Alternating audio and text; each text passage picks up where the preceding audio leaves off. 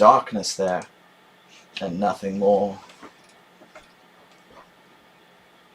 To that darkness peering, long I stood there, wondering, fearing, doubting, dreaming dreams no mortal ever dared to dream before. Silence was unbroken, and the stillness gave no token, and the only word there spoken was the whispered word Lenore.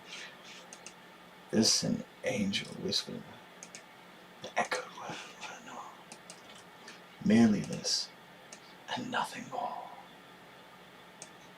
Saying, returning, all my soul within me burning, returning, so louder than before. Said, this is something at my window lattice. Let me see then what thereat is. Oh, the mic works. Let me check one time. Oh, it is wrong. Fucking A. Can't get it right today.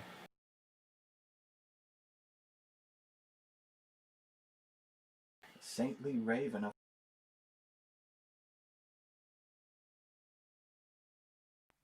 1 second delay is not that bad. I don't think it was worth restarting for a 1 second delay. But, perched and sat, and nothing more. Then this ebony bird beguiling my sad fancy into smiling. By the grave and stern decorum of the countenance it wore. Though thy crest be shorn and shaven, thou art said, art sure no craven, ghastly, grim, and ancient raven from the wandering days of yore. Thy lordly name is on the night's Plutonian shore. Quoth the raven, nevermore. Much I marvelled this ungainly fowl to hear discourse so plainly. Little meaning, little relevancy bore. For we cannot help agreeing that no living human being ever yet was blessed with seeing. No audio still? Oh, I have this one going. Sculpted bust above his chamber. Merely this, and nothing more. This and more I sat beguiling my sad fancy into smiling. Fancy unto fancy linking, what this grim, ominous bird of yore meant in croaking, nevermore. Anyway, let's get back to reading some random stuff. I think everything's working. Basically, previously, focus. Anything work today? Previously, I was connected to a network cable. Then I was connected to the Wi-Fi. And the Wi-Fi is slower than the network cable, so I switched back to the network cable, which is presumably going to fix everything, which should have been set that way in the first place, but wasn't because I changed it. So there you go. Insider scoop. Let's get Joan Rivers on the board here. This is Joan Rivers. Prepare to be offended, right? You're not going to be able to take it. Joan, even in a book, is stronger than you. Here we go. I hate it now that everyone expects a tip. In this country, waiters make about $1.53 an hour. Hardly a livable wage, even if you live in Iowa. I hate it when people come up to me and say, you know, Joan, for what you pay for an apartment in Manhattan, you could have a 12-bedroom house in Iowa. That's right, I could. But I'd be in Iowa. Tipping isn't an issue in European countries and Australia because wait staffs are unionized and they're paid decent salaries. They're not working for tips, which means the service really sucks. I hate that. But suddenly, everyone expects to be given a gratuity. In the old days, delivery boys, hairdressers, and the occasional uterus were tipped. Now everyone expects a reward for exceptional service. All across America, there are tip jars everywhere. Tip jars are popping up more than an Anthony Weiner at a photo shoot. There are even tip jars on the counter at Baskin-Robbins ice cream stores. Why? There's no kitchen, no table service. It's a scooper, rum raisin, and a cone. How exceptional could the service be? Did Billy with the acne make my scoop of vanilla ice cream look like a soft sculpture of Barack Obama? Did he sing the entire score of Kiss Me, Kate while putting sprinkles on my cookie? Why should I tip him when he didn't do anything? I blame the tipping for no reason syndrome on Starbucks, who makes their customers do all the work. When I go to Starbucks, I'm putting in my own sugar, my own cream, my own straw. I might as well go to Colombia with Juan Valdez and get on a donkey and pick the beans. So from here on in, no tips for the baristas. Barista, by the way, is an Italian word that means fucking lazy. Am I supposed to start tipping everybody like the usher at the movie theater? How about the guy on the highway crew who waves orange flags to divert traffic? Or my plastic surgeon? Should I leave a 20 on the dresser if he makes my nipples wink? Here we go. I hate it when the tables in restaurants are too close together. The only person who likes having strangers on top of him is George Michael in a public toilet. I don't want other people so close to my table that I can hear them chew, burp, and fart. If I want to hear those things, I'll dine alone. So, classic Joan Rivers, obviously from before the bad times, joking about restaurants back when we could still joke about things, right? Let's remember back to those times. Let's have some more jokes. Let's see. Here we go. Here's just a random ones. I hate Paris Hilton. Not because she has no talent or because she's a big skank hoe, but because she's named after the city of Paris. And I hate the city of Paris, which I already explained to you in another chapter, mis-ami. But it's just not Paris Hilton that annoys me. I hate Savannah, Brooklyn, Austin, and Dallas, too. When Hillary Clinton said it takes a village, she didn't mean you should name your children Levittown and Kalamazoo. She meant we should collectively, as one, beat the shit out of parents who name their children Pacoima or Secaucus. If you're going to name your kids after towns and villages, then be original. This is my son Little Rock, and my daughter Bangor. I believe you know the twins, Perth and Amboy, and their bold-eyed cousin, Buffalo. So, just again, random jokes from Joan Rivers, not selected for any reason, not meaning anything, just let's have a laugh. I don't know. I had a laugh yesterday. I'm not allowed to talk about it. I think Jeremy will like it. I think Jeremy's the only one who's going to like it, but everybody else, I don't get all mad. Louis C.K. has a new comedy special out. It's $8 on his website. I hear it's pretty funny. Just saying. A lot of it, though, I mean, I like what he did, but a lot of it seems like he's digging for scary and reactionary things. But at the same time, I like scary and reactionary things. I can laugh at them. I'm shocked. I'm like, oh my, he said that. And then I laugh, because I wanted him to say something that I didn't expect. That's why I paid him $8. So Louis C.K., as you guys don't know, set out on his own on the internet a long time ago, started selling his own shows. One of the first comedians to do that back in the day when Radiohead was lauded for giving away their In Rainbows album, Pay As You Want. So you can pay what you want. I don't know. I don't really care. I'm not going to take a political stance on the Louis C.K. thing. His own business, their own business. But I don't know. I saw a tweet where somebody was like, the new Louis C.K. special's out. If you have to watch it, you should pirate it. And normally I'm like, okay, pirate whatever you want. Big studios. Let's borrow a Marvel movie or whatever you want. I mean, it's, they have lots of Marvel movies. But I was like, oh man, this guy got kicked down so much. And now this person on the internet saying we should just steal his show.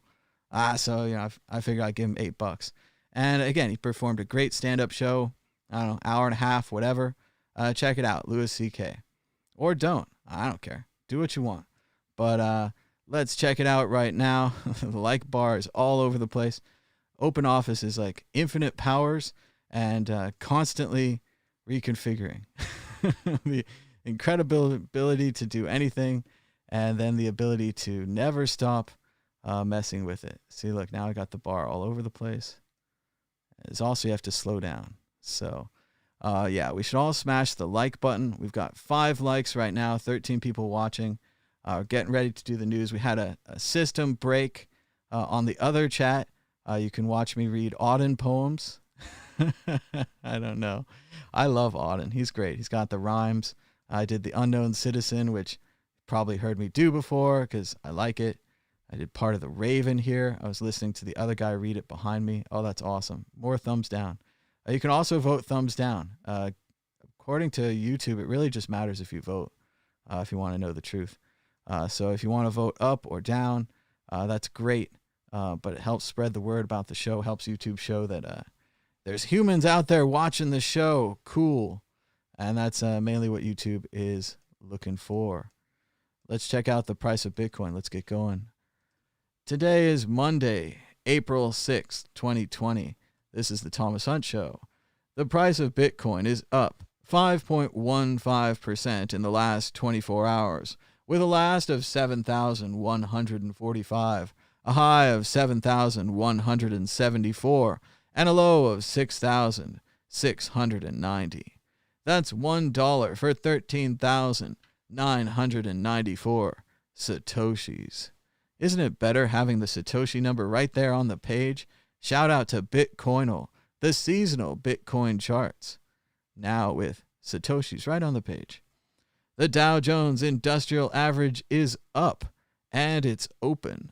The Dow Jones is up 5.26% in the last 5 or 6 hours, with a last of 22,159, above a previous close of 21,052. Coronavirus cases previously worldwide around 1.2 million. Below that, 67,000 deaths. Let's get a refresh. That didn't go up that much. Coronavirus cases worldwide, 1,297,704 infected, 71,282 dead. Stay home. Fight the disease by staying home and not spreading it to other people. It might not seem much to you. You might not worry and think that you'll live through this fine, but the people that you infect, if you go outside, they might die. So they might get very sick. Let's stay home. We're going to have to stay home longer than anyone thinks. So if you're mentally strong, let's be mentally strong and let's stay home. Wear a fucking mask. If you have to go outside, wear a mask. We've been talking about masks for a couple of weeks now. I talked to Balaji. I talked to my friend in Hong Kong. They both agreed. They're like, having a mask better than not having a mask. It took weeks, but eventually the public caught up. So it's getting better out there. More people are wearing masks. The CDC says you should wear a mask. The WHO says you should wear a mask. Wear a mask. Wear a mask.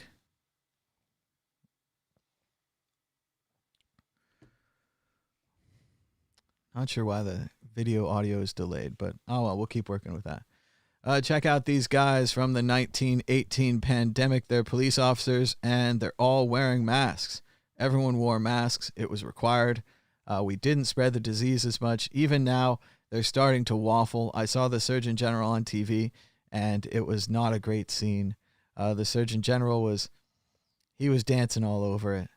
He was saying things like, well, at first, we didn't know that the virus spread so much when people were asymptomatic, i.e. not showing symptoms. Let's get rid of this science language. He also said they didn't know that the disease spread when people were pre-symptomatic. So there's two right there. There's one, people who have the disease and never know it. They just walk around spreading it. Maybe they get a cough, right?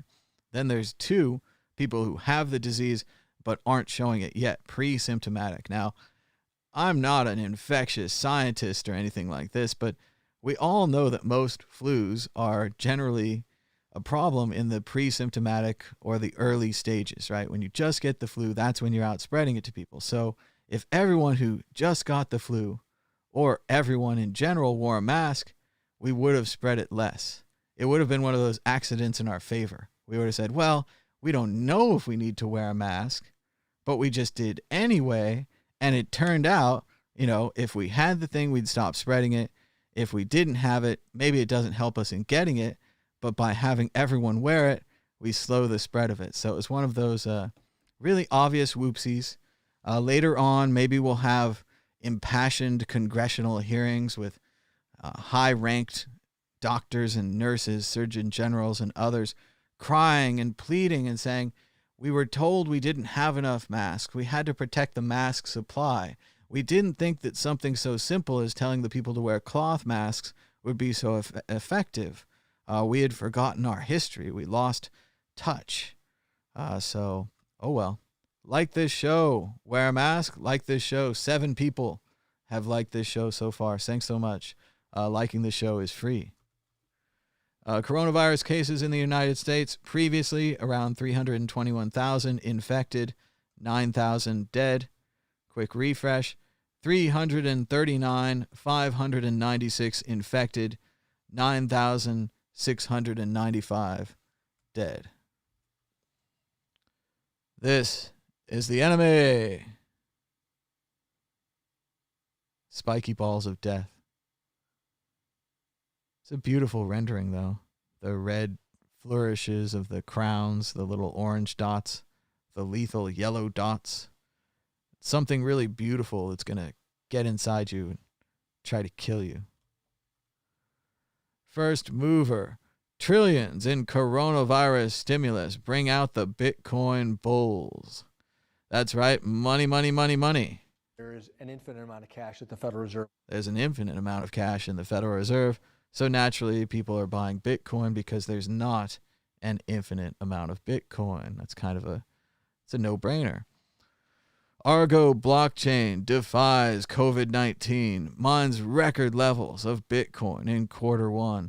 And for everyone's loss, there's someone else's gain. So we're all saying, what's happened to the miners? What's going to happen? Well, someone picked up the slack and picked up a ton of Bitcoins in the month of January, in the month of March, sorry.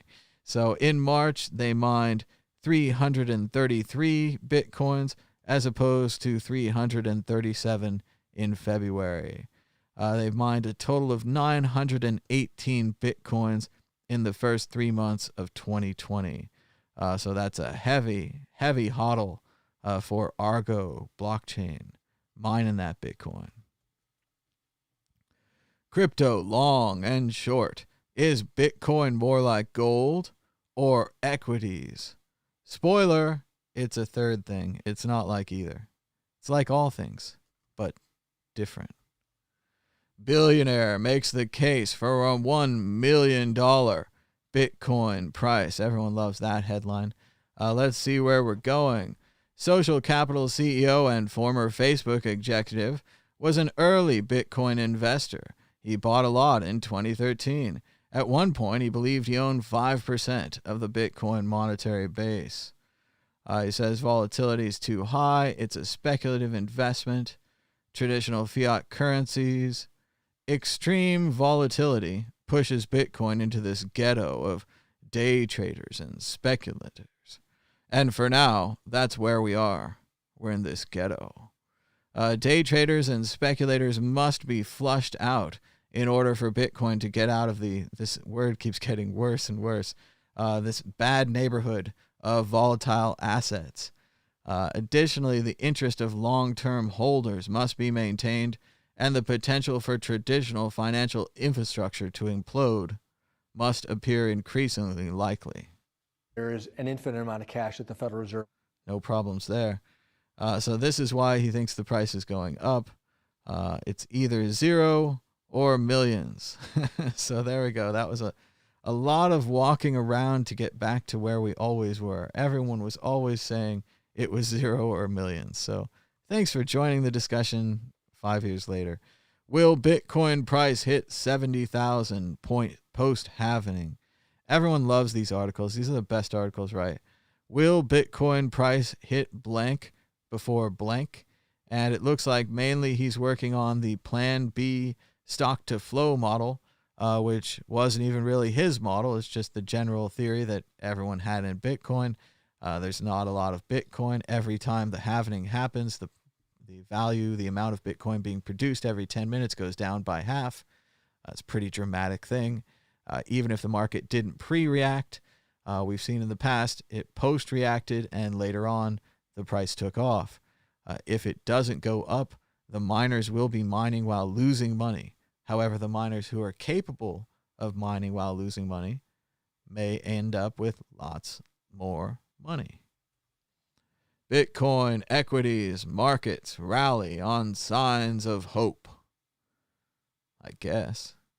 So Italy, Spain may have flattened the curve, may have gone over the hump. Not quite flattened the curve, but we'll see. And I don't know. The stimulus package seems like a complete train wreck. The small business loans are having a lot of trouble getting out. Individual people don't know how to apply or what to apply for. Unemployment went up 6.6 million unemployed, I think it was. Something like that. We have an incredible amount of unemployed. They're also out of health insurance thanks to the American system. and they're not going to be readmitted into Obamacare. They're just going to be given money. So we'll see if they can even get health insurance, if they even choose to buy it. So yeah, hope. I don't know. Short term. Zappo moved $633 million in Bitcoin for less than a pint of milk. And we talk about this kind of thing all the time, but it's always fun. 100,000 Bitcoin moved for just 26 cents. So Bitcoin is too expensive. Fees are too damn high. I wish we had bigger blocks. Blah, blah, blah, blah. Has anyone found Trump's soul? Anyone? He's not rising to the challenge of the coronavirus pandemic. He's shriveling into nothingness. I'm just going to read the beginning of this. It was a pretty fantastic opinion piece from the New York Times. I know, New York Times. But still, listen to the words. Do you remember President George W. Bush's remarks at Ground Zero in Manhattan after the September 11th terrorist attacks? I can still hear him speaking of national grief and national pride. This was before all the awful judgment calls and fatal mistakes, and it doesn't excuse them. But it mattered, because it reassured us that our country's leader was navigating some of the same emotional currents that we were. Do you remember Barack Obama's news conference after the school shooting in Newtown, Connecticut, that left 28 people, including 20 children, dead? I do. Freshest in my memory is how he fought back tears. He was hurting. He cared. And while we couldn't bank on new laws to protect the next massacre, we could at least hold on to that. One more question. Do you remember the moment when President Trump's bearing and words made clear that he grasped not only the magnitude of this rapidly metastasizing pandemic, but also our terror in the face of it? It passed me by, maybe because it never happened. In Trump's predecessors, for all their imperfections, I could sense the beat of a heart and see the glimmer of a soul. In him I can't, and that fills me with a sorrow and a rage that, quite frankly, I don't know what to do with. Americans are dying by the thousands, and he gloats about what a huge, rapt television audience he has. They're confronting financial ruin and not sure how they'll continue to pay for food and shelter, and he reprimands governors for not treating him with adequate adulation. He's not rising to the challenge before him, not even by a millimeter. He's shriveling into nothingness. On Friday, when Trump relayed a new recommendation by the Centers for Disease Control and Prevention that all Americans wear face masks in public places, he went so far out of his way to stress that the coverings were voluntary and that he himself wouldn't be going anywhere near one, that he might as well have branded them apparel for skittish losers. I've finally settled on his epitaph. Donald J. Trump, too cool for the coronavirus. This is more than a failure of empathy, which is how many observers have described his deficiency. It's more than a failure of decency, which has been my go-to lament. It's a failure of basic humanity. In the Washington Post a few days ago, Michael Gerson, a conservative who worked in Bush's White House, wrote that Trump's spirit is a vast, trackless wasteland. Not exactly trackless. There are gaudy outposts of ego all around the horizon. When the direness of this global health crisis began to be apparent, I was braced for the falsehoods and the misinformation that are Trump's trademarks. I was girded for the incompetence that defines an administration with such contempt for proper procedure and for true expertise. But what has taken me aback and torn me up with surprise on the inside are the aloofness, arrogance, pettiness, meanness, narcissism, and solipsism that persist in Trump, that flourish in him, even during a once-in-a-lifetime emergency that demands something nobler. Under normal circumstances, these traits are galling. Under the current ones, they're gutting. I don't take responsibility at all. Did you know I was #1 on Facebook? To bother with just one of those sentences while a nation trembles is disgusting. To bother with both, as Trump did, is perverse. So he goes on about the media and COVID and so forth, about how the virus has become popular, how Fauci has become popular, almost envious of the virus's popularity, almost jealous of the doctor.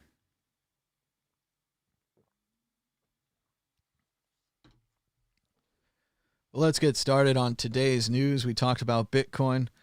Price is looking good. Stock market is up. Meanwhile, unfortunately, we've got more news. Check out the Tatiana Show. We were live on YouTube yesterday. Hung out with a lot of cool people. Talked about prepping and other stuff about the virus. Check it out on the Tatiana Show. Got the link right here on Twitter. British Prime Minister Boris Johnson admitted to the hospital for tests over persistent coronavirus symptoms. And I'm sure you all remember about 10 days ago when Boris Johnson said he'd been diagnosed with the coronavirus, and he was very nonchalant. He talked about how he had a light case and he had light symptoms, and sadly it was before he'd really gotten the virus. So now 10 days in, he's been rushed to the hospital. We don't know if he's on a ventilator or in a coma or anything like that. Hopefully he's going to be fine. But once again, this virus is very serious. It starts off, you think it's a cold or a flu. We've all had those before. You're going to muscle through it. You're strong. Don't take Advil. Don't take ibuprofen, right? Take Tylenol, acetaminophen, not Advil. There's just something about the disease. It works well with Advil. It works bad. Don't take Advil. So I've heard that. Just FYI, not medical advice, but that's what I've heard. We had some polls out here. I'm kind of surprised out some of these polls when I can just only assume some of you haven't seen Tiger King yet. But one of the polls was, is it harder to keep the spirit of Star Trek alive when there is no Star Trek on TV, or when there is bad Star Trek on TV? We only had 25 votes, 6 hours left in the poll. Still a chance for your vote, but it's looking pretty strong. 76%, it's harder to keep the spirit alive when there's bad Star Trek on TV. So seeing things like Discovery, Picard, 2 out of the 3 new movies, all being kind of anti-Star Trek, really kind of makes it hard to stand up for the original values of real Star Trek. Then on the other side, I'm just shocked to see this. 48 voters say that Star Trek Picard is better than Tiger King, a margin of 56% to 43%. Let me know in the chat, what did you think about Tiger King? I've still got a few episodes left, so no spoilers. If Dan was here, and Dan's supposed to be here, I don't know where he is, but if Dan shows up, we'll talk more about Tiger King, get some back and forth going. I don't want to do any spoilers. I want you to enjoy it. At the very least, I'll say, of course, Tiger King is a show about people who own big cats, and these people are insane. One of the best things I like about this documentary, and again, the world is full of cliffhangers and ... to be continues, and I know everything's like that. Even the sitcoms that I watch put the best jokes at the end, so you have a good feeling, and then you'll watch the next episode. But at the end of every episode of the Tiger King documentary, it's on Netflix. I'm sure you can get it.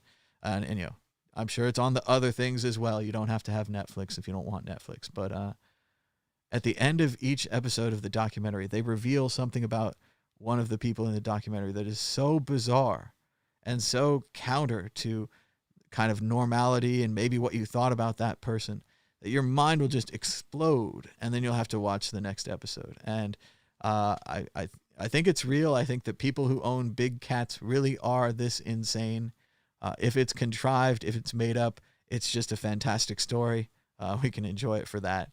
But yeah, it's an amazing, weird show. Tiger King.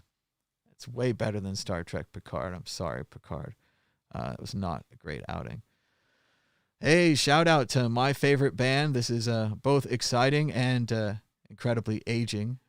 But 40 years ago, REM played their first ever gig. It was a free show at their college in Athens, Georgia. So if you haven't heard, REM belong just longer than just the hits. Check out some of the albums. Give it a try, like REM. Oh, we're going back to it. We're drawn back in. Trump just ended the press conference before Dr. Fauci could answer a question about the unproven drug that Trump is pushing. It was clear Dr. Fauci was going to disagree with Trump again. Another tantrum from the toddler. And we're going to talk more on this, but this keeps coming up, this hydroxychloroquine. As we've already discussed on this show, the order of operations for finding a miracle cure, under no circumstances should you announce it before you test it, right? I think we can just agree as scientists that the steps are, if you find a miracle cure, you think you have one, and this is a miracle treatment, right? So it only affects people who already have the disease. But if you find a miracle treatment, phase 1, test the treatment. It's important to do this before you announce it because part of the testing is called a double-blind test. And that means some of the people get a placebo. And a placebo is just nothing, right? It's a sugar pill, right? It's not the drug. And this way we can tell if the drug is more effective than nothing and simply the value of people believing that they have the cure. This drug has not been tested. So we've already announced it. By already announcing it, now people are hoarding it. People want to use it. People actively want to try it themselves, not in a clinical test environment. So it set us back quite a way. And again, Trump just wants to deliver good news. There's a lot of bad news out there. There's 70 days of inaction. There's general confusion about where the supplies are going. There's bizarre inaction. This guy, Navarro, he's an economic advisor. He's been put in charge of the economy, but now he's also advising on doctor matters like this drug. So this cure thing, this false hope, and maybe it works, right? Maybe it's a good treatment when mixed with Z-Pak and zinc and the AIDS drug and all these other things, right? But we need to test it in double-blind test before we're going to know. And that's what this generally comes down to. Allegedly, there was a fight or a disagreement in the Oval Office amidst Dr. Fauci and this guy Navarro, who's an economic advisor. We're going to go more towards that later. We've got some clips, but let's just see. I think we're going to try to roll through another Trump press conference. God help us. It was a shorter press conference than usual. It was a Sunday press conference. Before we do that, this is the night from the British Museum. This is a night of the Lewis chessmen. It is very detailed. There's a horse's ass. I put a horse's ass in your face. Sorry. You can see the detail, and you can also see the smoothness of the British Museum piece, the lack of a felt bottom. Now, in comparison, and again, this is just to do a palate cleanser so that you're clean before we start the press conference so that you can handle it. Here is the night from the Scottish Museum. This is all the way from up in Edinburgh, Scotland. And this night is very different than the other night, more war damaged, more chipped, more everything, right? He's got the face and he's got a felt bottom. So check it out. You've had your palates cleansed. We'll try to do one more palate cleanser in the middle of the nightmare that is the press conferences. Just to check in here from Palmer Report, Donald Trump's night so far. Holds a press briefing just because Joe Biden was holding one. Trump stooge Peter Navarro screams at Dr. Fauci. Rudy Giuliani goes berserk. Motley Crue's Tommy Lee calls Trump a fucking lunatic. Trump is going to hell. It's still only 9 p.m., so sounds like a humdinger. I hope we have clips. Jason Scott, who I sent a modified profile pic, has officially changed his profile to one with a mask. Very cool. Jason Scott launched textfiles.com, the BBS documentary, old school archivist, now working at the Internet Archive. Very cool guy, Jason Scott. REM again, 40th anniversary. Japan is expected to trigger declaration of coronavirus emergency today. Could go into effect as early as tomorrow. Likely to stop short of full lockdown. Comes as infections rise to over 3,600 this weekend.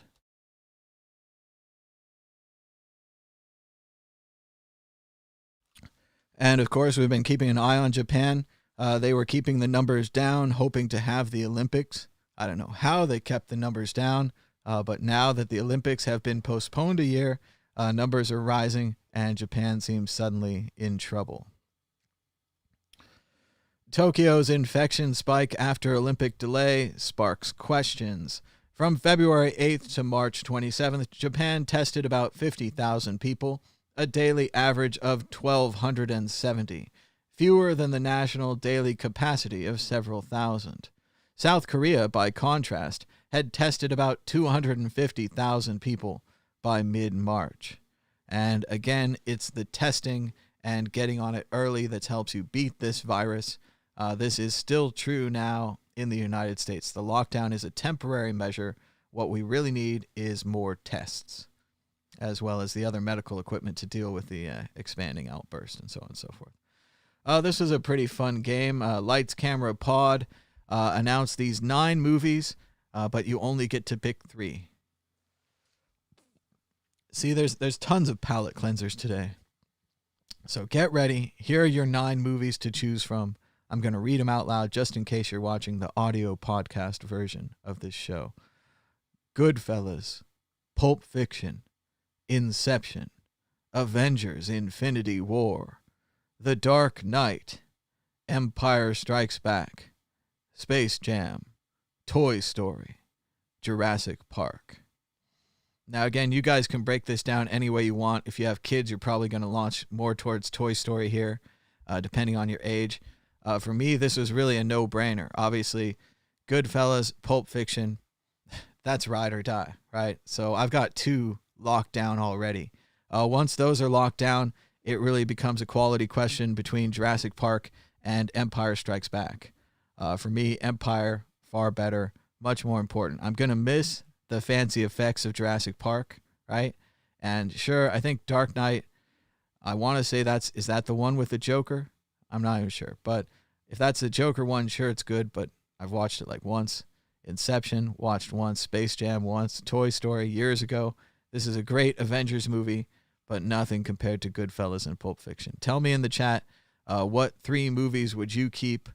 Do you agree? Goodfellas, Pulp Fiction, Empire Strikes Back. Obviously, this is supposed to be a discussion topic. You're supposed to have different opinions. So it's okay if your card reads Space Jam, Toy Story, Avengers. You just have different movie views than I do. It's a sad but beautiful story. A doctor taking a coronavirus patient out to watch the sunset. You can see the full hazmat suit that the doctor is wearing. And just kind of a sad but beautiful scene. So 70 days of denial, delays, and dysfunction. As things keep getting worse, we'll be hearing a lot of folks saying, look forward, not backwards, and don't politicize this disaster. Let me tell you, from a disaster management perspective, why that's bunk. And he starts out, this is Jeremy Invest in Public Health, Kundayak. And he says, I read this piece Sunday morning over breakfast with a red pencil in hand, circling every missed opportunity, every point where better leadership and competent governance could have put us on a better course. There was a lot of red. A CDC that was overconfident in its ability to generate a test. An FDA that didn't feel it had the leeway to actively mobilize private labs. An HHS secretary who didn't see the need for mass testing. A White House that rejected funding for enhanced surveillance. Any one of these problems alone is an agency problem. All of them together is a systemic leadership problem. A failure at a high level to accurately recognize risk and fully mobilize an urgent readiness effort. And this is why looking backwards right now is important. Real-time learning and accountability are fundamental elements of good disaster management. As I've written before, mistakes are inevitable and even tolerable as long as you rapidly learn from and correct them. That broken and chaotic management culture The failure to anticipate and plan, the failure to correct mistakes, that is the core of what is wrong with this response, far more than any individual tactical misstep. And it's not being addressed. It's arguably worsening. You can see it in The Tempest over Kushner's blatant misrepresentation of the purpose of the national stockpile. When the long-standing website language contradicts Jared, it's the website that changes, not Jared. You can see it in the running fiasco around hydroxychloroquine as a treatment. When its informed medical view contradicts the president's uninformed opinion, it's the president who steps in to answer questions. You can see it in the dismissal of the captain of the Theodore Roosevelt. When an officer puts the safety of his crew ahead of the White House's preferred narrative, it's the officer who gets changed out and now has COVID himself. These and so many other failures stem from a leadership culture that cannot be honest with itself, which is why the don't politicize comments are deeply wrong, because what they're actually saying is, don't hold us accountable, even as fundamental problems go unresolved. Criticism of the administration's mismanagement is not about partisan point scoring. It's about everyone's aging parents and immunocompromised loved ones, including my own. This is not theoretical. The country desperately needs to see this effort succeed. From other countries' experience, we know that success depends on early recognition of the risk, triggering response proactively rather than reactively, disciplined response execution. This virus, therein, reveals the best and worst of every government it encounters. So really great stuff there from Jeremy Coindike. And just check it out. It's not political. It's about competence. We need someone competent running this. And if we still don't have it, like Balaji was saying yesterday, let's bring in somebody else. Let's bring in Bill Gates as the virus czar. Let's bring in Barack Obama. Let's bring in somebody who can run this thing. Heated disagreement breaks out in the Situation Room over hydroxychloroquine. This is what we talked about earlier, about Dr. Fauci and not a doctor, Peter Navarro, economics expert, arguing over this supposed miracle treatment. Speaking of hydroxychloroquine, a trial was discontinued in Sweden because of severe side effects, seizure, and vision problems in patients. Early clinical trial termination is strictly guided by data safety monitoring committees. Stoppages are rare and a big deal and a bad sign. So again, when we actually test this miracle cure, sadly, we found that there are severe side effects in Sweden in one test so far. Seizure and vision problems in patients. So this is why we test medicines. That's the whole point.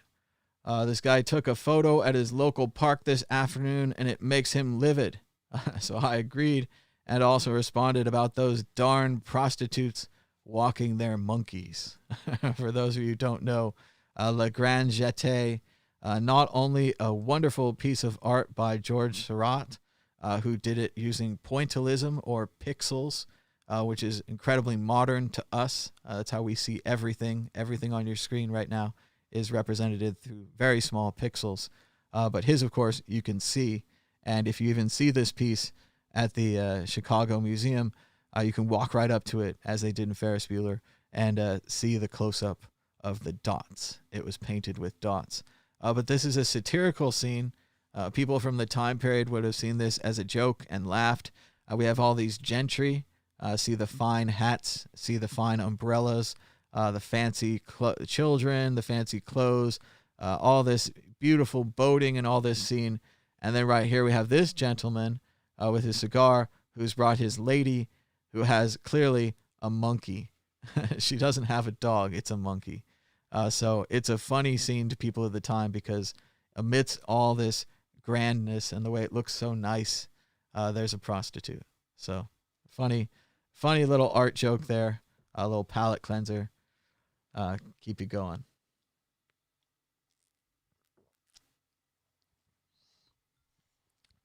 Hoddlenot writes, and I think he meant this as a negative thing, health authorities in Oslo, Norway just informed people they should prepare for their freedom of movement being restricted for at least the rest of the year and likely well into 2021. And that is, again, how serious some countries are choosing to take this virus.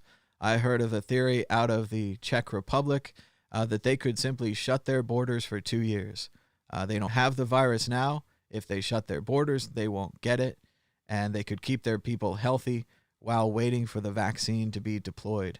As I said, some countries trying that whole honesty thing. No one wants to know that they're going to be stuck inside for 6 months to a year and a half. But if you think about when the vaccine's getting here, you just might be stuck inside.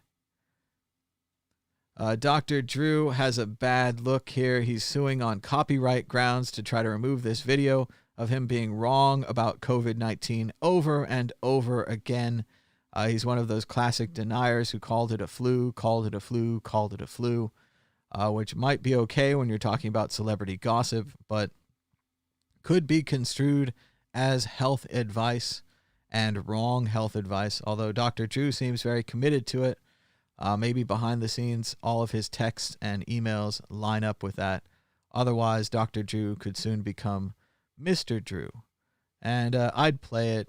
I mean, I like the idea of retweeting it because he's suing. Again, the Streisand effect here, you got to be part of that. It's the internet. But I don't know. We've heard a lot of this, like, it's a flu thing. So you guys get it. They said it's a flu a bunch of times. They were wrong.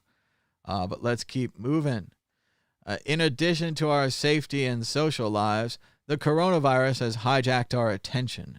It's almost impossible to focus on anything else. Our individual moods, for once, match the tenor of our collective crisis.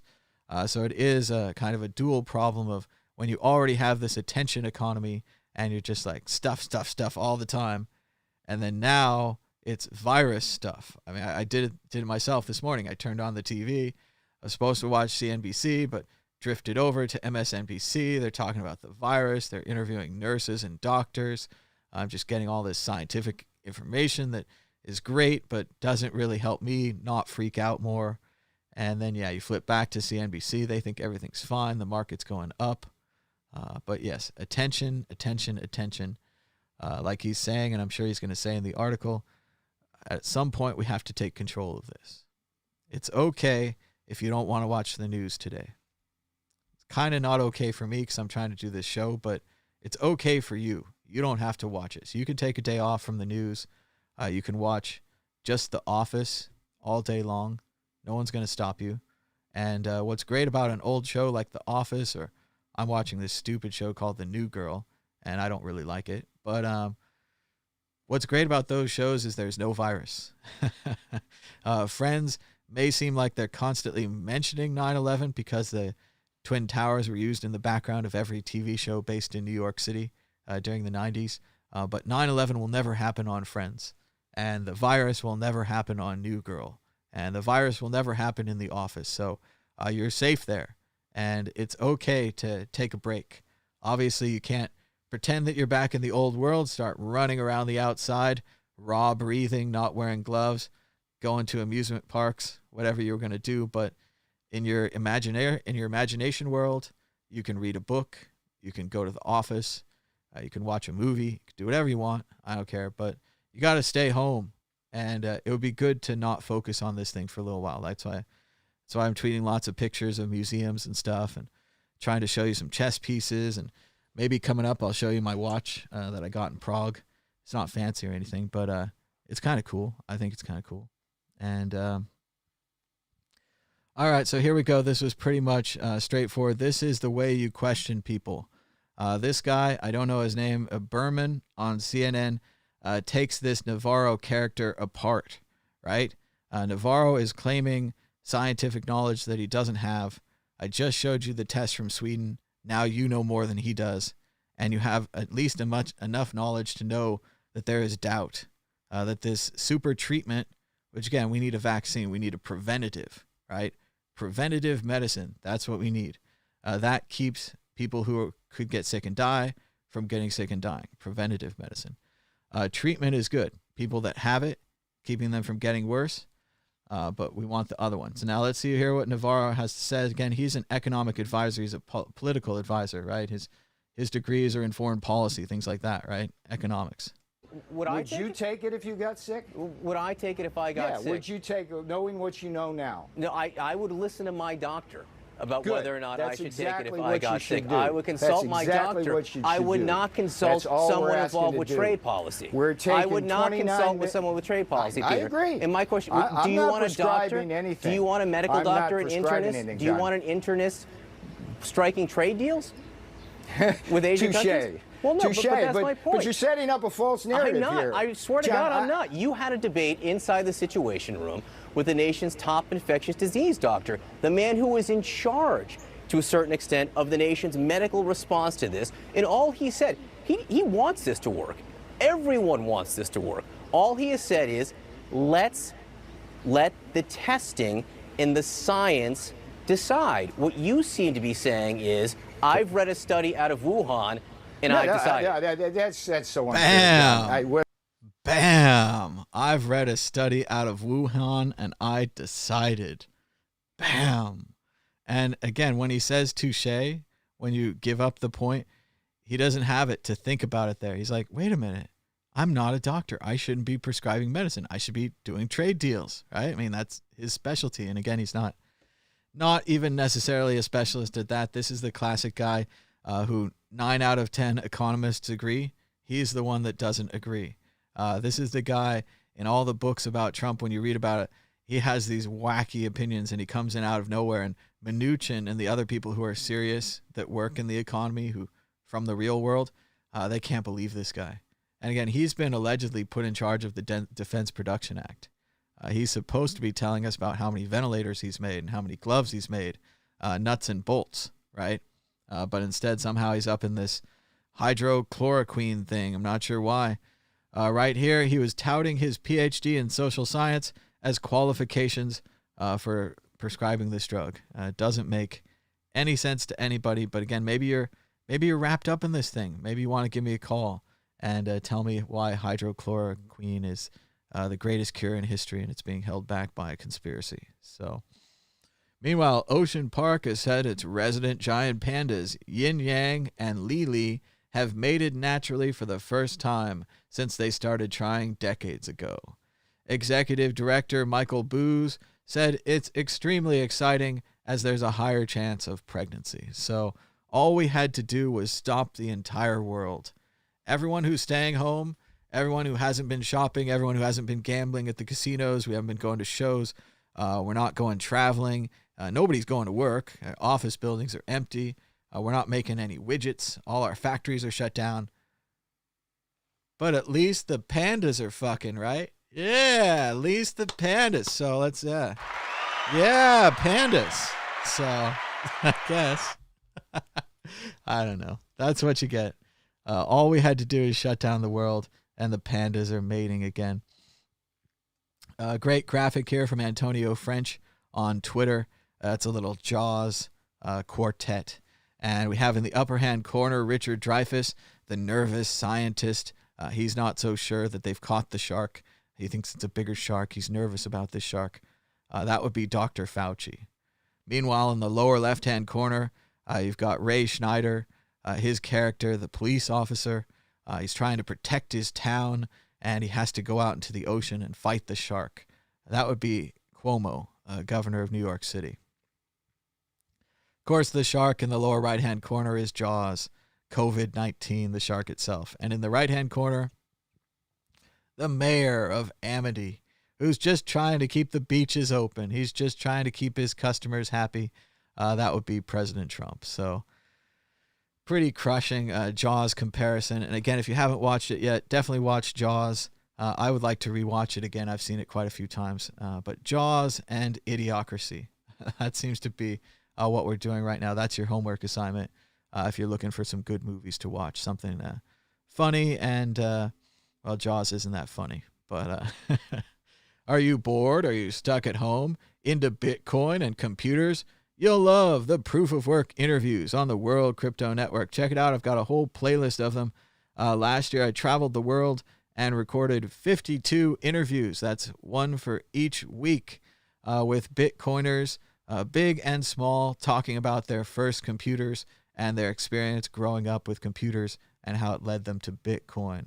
We've got Adam Back. We've got, creator of Hashcash, quoted in the white paper. Heck of a nice guy. Adam Back. We've got Slush, creator of Slush Pool, founder of Trezor. Super nice guy. We've got a bunch of other great people. Check them out right here. Proof of Work interviews. We've got the list. We've got a playlist here on the World Crypto Network. And check those out. They're fun. And they're nice. They're kind of long form, like a conversation.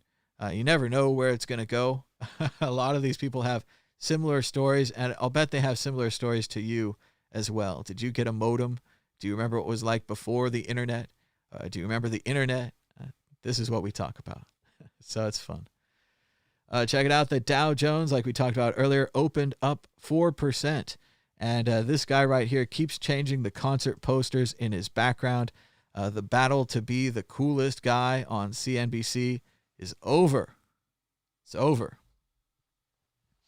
He's been mixing them up. He's got today's featured poster is Soundgarden and Pearl Jam. Looks like an early show. So a little bit of the Seattle sound. Looks like some Grateful Dead posters, maybe Joni Mitchell. Previously he had Bob Marley.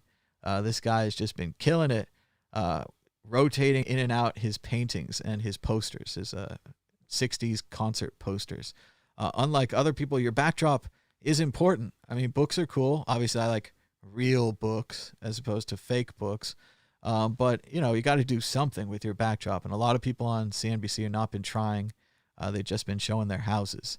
And it's kind of embarrassing. It's like, pick up the house a little bit first. Like, are we going to be examining your background? Yes, we are stuck at home. We are that bored.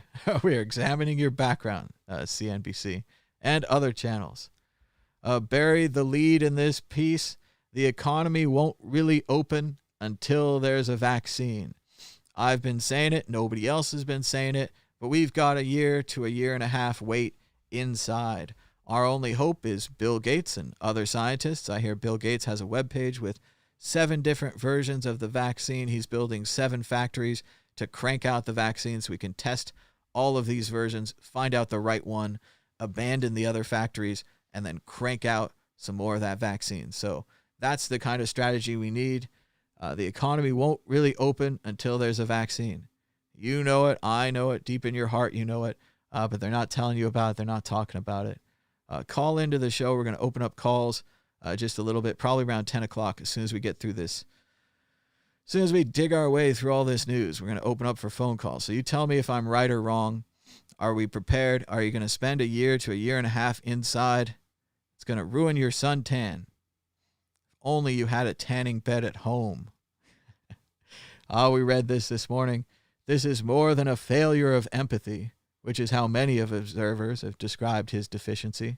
It's more than a failure of decency, which has been my go-to lament.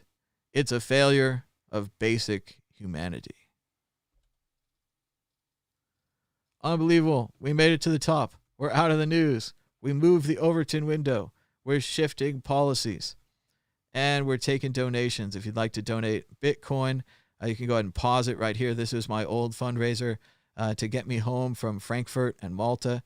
And we almost made it. We're 96% towards our goal for this fundraiser. I thought it might be fun to try to close out old fundraisers.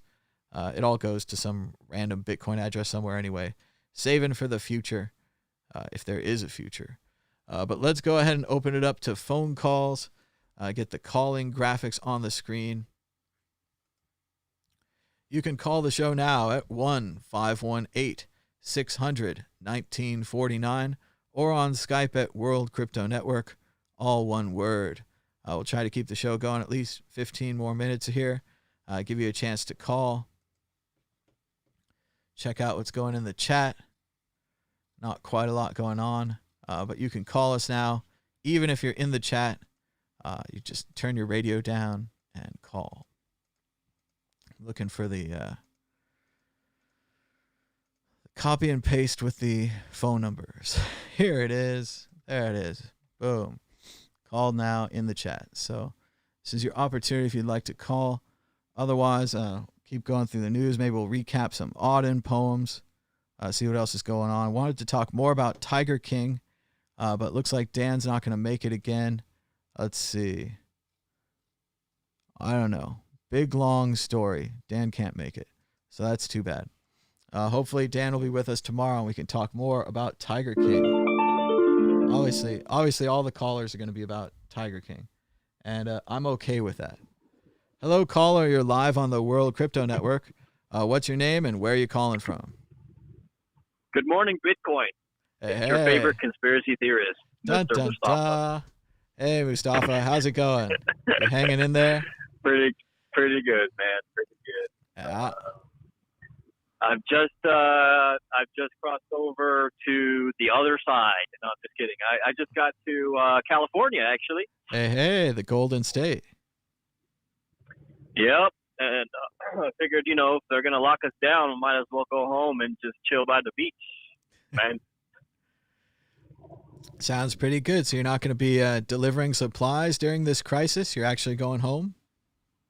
No, I am. I'm going to be delivering. I figured, if I might as well be helping out my own community, man, and they need help. There's a lot of work around my town or the region where I'm from, the Central Valley, California. And so I'm just going out there to, support my local area. That sounds great, man. Just wear gloves, wear a mask, do what you can, try to stay safe. But yeah, I think there's a lot of people that need help right now. I saw a friend of mine was baking like an extra lasagna for his neighbor. He said he was going to go drop it off. If you've got extra food, if you've got old people living in your neighborhood, maybe just drop some of it off. I think they'd love to have it, even if in this crazy world they have to disinfect it first or whatever. But still, it's still a good gift, even if you have to wipe it off with a Lysol wrap or whatever. So. Right. Yeah, so I literally just started watching. I just clicked on your video like a few seconds before you opened up the phone line. So I'm not really sure what do you think? About. Dramatic question right here. Do you think we're going to have to stay inside for a year to a year and a half so that we can cure the virus for real with the vaccine? Do you think that the secret kind of like we don't want to say it, like let's remain calm. Let's certainly not panic even here. But yeah. Well, what do you think? The short answer is no. I disagree, but go ahead. Because I don't believe there is a virus. There's a virus, man. People there, I mean, gosh. I mean, maybe there is a virus. It's just not as bad as we're being told. Okay. I really honestly believe that we're being lied to by mainstream media just to keep us home for some reason that I haven't figured out yet. Yeah, I don't think there's a good reason. I mean, I think there is a virus, and let's go down. I mean, let's say basically you're doubting the severity of the virus, and you're saying it's an overreaction. And a lot of my friends have said this. And then there's this other issue where it's like evil government control, and no one wants evil government control. And we can all say on one end of the spectrum, Hungary is already gone, right? I had beautiful times in Budapest, and I have friends there. I hope they're okay, but their government is locked down, and you could tell from the beginning Hungary was going to have this problem. So for them, it's going to be very hard to reverse. But for the rest of these governments, say like Germany, there's a lot of countries like that. I got a couple friends in the United Arab Emirates, the UAE. Yep. And they are on a 24-hour mandatory lockdown, and they're being forced to, make like deliveries for everything. Even they're saying like if you need a doctor, there's a number you need to call the government, a specific branch of government that will arrange for a doctor to come to you. And they won't even let you go outside the house unless you're one of the people authorized to do so, like essential type businesses or whatever. I think which my friends are not. Yeah, definitely. So they're Societies staying that were home. They've already been home tight for are like going to a stay week. tight for sure. I mean, I think they're gonna tighten up, and then it's going to be harder to get them back. But for our normal Yeah, my societies, friends I just in don't Egypt think are the same way. people aren't going to You know, take they're this locked forever. down. Like, we're going to beat this virus and we're going to turn it around. We're going to come out of it. And at that point, then we can do the whole severity thing. But I agree. There are two major issues that people are upset about. There's this severity of the virus question. And then part two, there's this political overreaction question. So, but I think we're going to deal with both of those exactly. in their It time. kind of seems like, you know, whether there's a virus or not, whether it's as severe as they say or not, I think the biggest threat that I see right now is the fact that all these countries in the world are just handing over more and more control to their governments out of fear. And then once this blows over soon, I hope, it's going to be very hard to take back that control. I don't think it's going to be that hard. I mean, I think, yes, in the UAE, in Hungary, where the situation was already trending that way, it's going to be hard to reverse those trends. But I mean, our trends here are pretty $2 bad. trillion stimulus bill that was full of stuff, man. If you go read through it, there's a lot of very scary things that were passed in that bill. We've been robbed. Like We've been anonymous robbed before. voting. I mean, and something wow. like, you know, like, I don't know. I'm not really voting's sure. actually I'm not supposed the to smartest be person in the anonymous. world, so I. Voting kind of has anonymous, to be anonymous, because like then your boss could see if you voted for what he wanted you to vote for, and if you didn't, he could punish you. No, but So I it's think kind it of was classic. it was like a clause there where you can kind of vote like online or something, some kind of like internet-based voting system, which, you know, we all know anybody can fake identities on the internet. So, you know, it would be. Yeah, it would have to be implemented in a very unique and complicated way to do proper internet voting. We need a lot of independent checks and things like that. It would be a massive exactly, and science like project, you know, what does that have to do with the crisis that we're in right now? You know, it was like completely I think vote by unrelated. mail. Vote by mail is the obvious solution to the ability to vote during this pandemic, and in my opinion, it's always been the solution since the election crisis of the year 2000. I looked at the situation, and that was before we'd put in all these terrible voting machines. That's when voting machines were just theoretical. We had just a few. A lot of the voting machines we had were these machines where you'd move a metal thing and you'd punch, and it would make a hole, and that was it. That was a voting machine. But yeah, at that time, it seemed obvious that vote by mail was the cheaper, more efficient, more turnout solution. Instead, we wasted all this money on voting machines with touch screens, where you have no idea what kind of input's going in. You have no idea what's being written, what's being punched on the card. The paper record is weak. Just complete nightmare of these voting machines. Even the fact that they'd be limited in some areas, that they wouldn't give them to some areas, and not just another chance for shenanigans. Whereas vote by mail is so simple. All we really need is open source tabulators. The tabulating machines are not strong. We do not know what happens inside them. It's black box. Other than that, you get a card at home. You fill it out. It's postage paid. Hopefully, sometimes it's not, but I assume the new ones be. You seal it back up. You sign the outside. You stick it in a blue mailbox. They're all over the place. Postal carriers already have this kind of quasi-government relationship. It's not quite a government program, but it is, you know, that thing. And so they can be trusted. Yep. They're also trusted with the rest of our business documents. I mean, there is some mail fraud, but not massive levels. And again, we investigate it. We crack it down. We find out. So yeah, you just vote by mail. Everyone can vote. You have lots of time at home to watch videos and read books and read websites and decide who you want to vote for and what the propositions are, anything like that. It's just a ridiculously superior way of voting. The only problem is that it increases turnout by about 10%. And as we've talked about here, it's not just a battle of ideas. It actually, as Sun Tzu would say, it takes in the sun and the earth, right? The world that we battle is in a real world. And in the real world, simple fact is there are more registered Democrats than registered Republicans. So anything you do to increase the turnout probably helps the Democrats and hurts the Republicans, which means that the Republicans will never do anything that makes it easier to vote or increases the turnout or something like that. So we're in kind of one of those points where these two Yeah, sides I have don't know. been driven I'm to not it. so happy with the Democratic Party right now, man. I don't know. Seems like we're being scammed some way or another. I mean, I don't know. I'm not a Democrat or a Republican. I guess I would say I'm a little left leaning, but I'm getting much closer to center in these last few weeks, just because of what's happening and like the reaction from government, And just to throw out another conspiracy theory here, because I am a conspiracy theorist at heart. Okay. I'm driving around the country all over, right? You guys know I'm a truck driver. I just go from coast to coast. That's all I do. And I've noticed an abnormally increasing amount of these street lights being changed. And I don't know. I went online and checked, and some people are freaking out. They're like, oh, they're GPS trackers or something.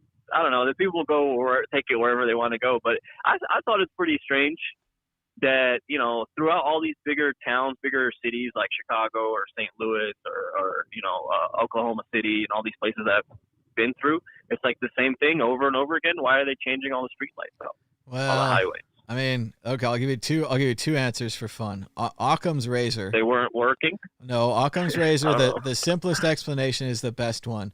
We've had fantastic advancements in lights in our time, right? The new LED lights are so much brighter than the traditional light bulbs. They were and that brand kind new of thing. already, though. Like, these are like brand new. Okay, I'd have to look at the specifics, but I assume that it's a power that saving. are being changed. It's a power saving light issue.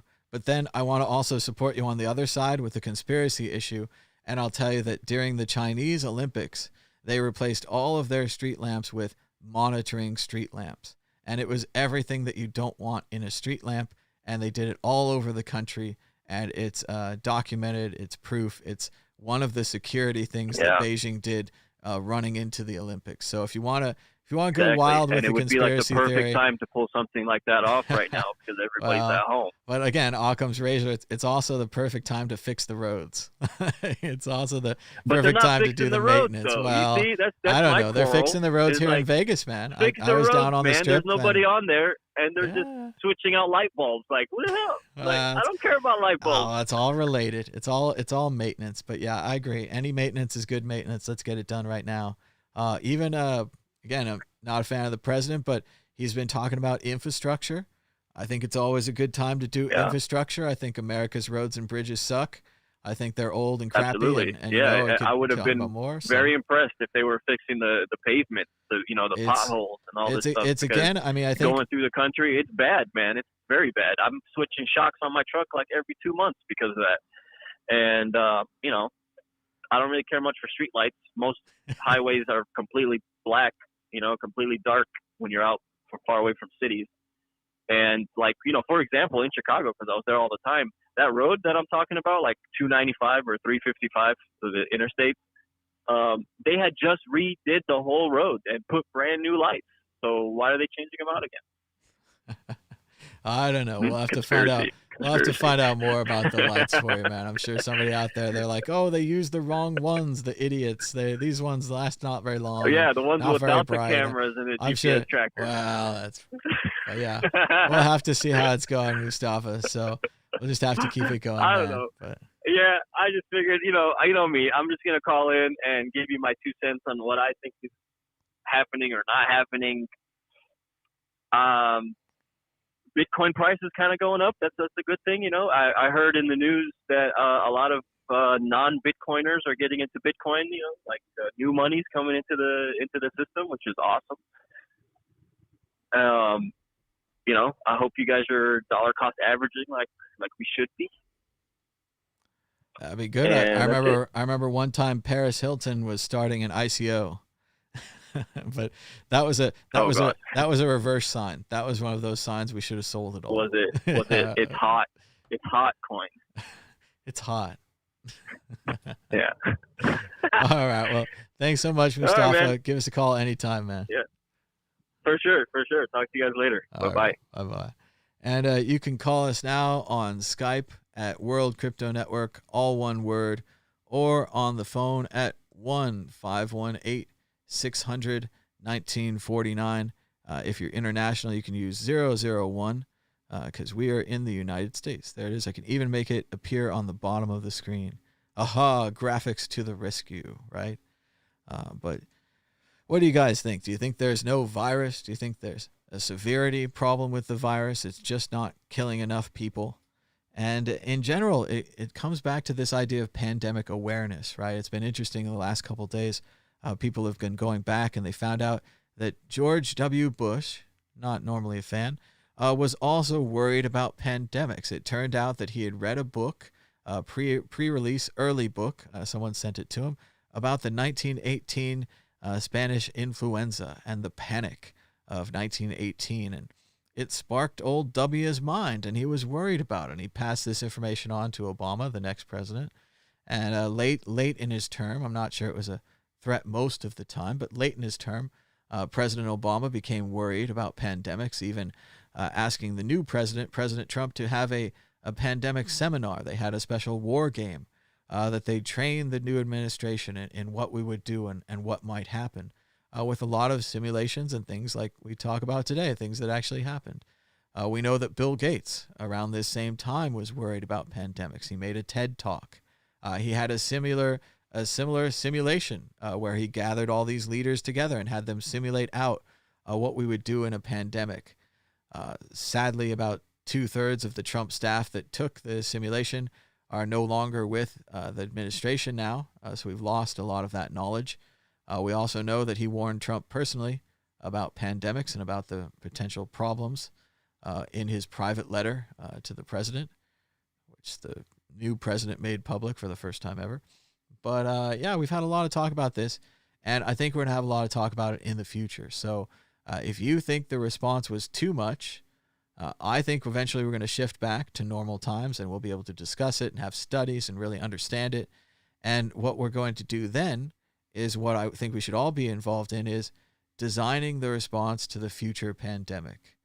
There is a virus out there that's greater than the coronavirus, not just John the Baptist sitting here, but we all know there's more deadly viruses, and if they escaped and if they spread in this same way, we would be in a world of trouble. So what we need is a better response to viruses in the future. We need to codify in law how we want to have the reaction. We need to have it in law. If we're going to have a binder on the shelf, like there's this 69-page binder from the National Security Council called Dealing with the Pandemic that wasn't used. We know it wasn't used. We don't know why it wasn't used. We're going to find out. But in the future, it's more than likely we're going to have a law saying you have to get the binder down. You have to follow we're not going to prepare all these documents to have them ignored again. At least that's my take on it. You could have a different take. Give us a call now at 1-518-600-1949. Are we overreacting? Is it all nothing? Or are we just preparing for the next virus, preparing for the next pandemic? We've got 48 people watching us now. Thanks to the new people for checking us out. We do these shows every day around 9 a.m. to 11 a.m. You could call in now at the numbers or Skype name below. Be sure to give us a thumbs up and to subscribe if it's your first time here. Hit the bell for notifications. I know all the YouTube people say it, and it's all the same thing, and it sounds kind of repetitive. And you're like, even the professional channels like Stephen Colbert and things like that are like, subscribe, hit the bell, hit the thumbs up. But that's how YouTube works. So as much as we don't like to be cliche and just repeat what the other people say, they must be saying it for a reason. So check it out. See if we got any donations. No donations in a while. I think Bitcoin donations are pretty broken.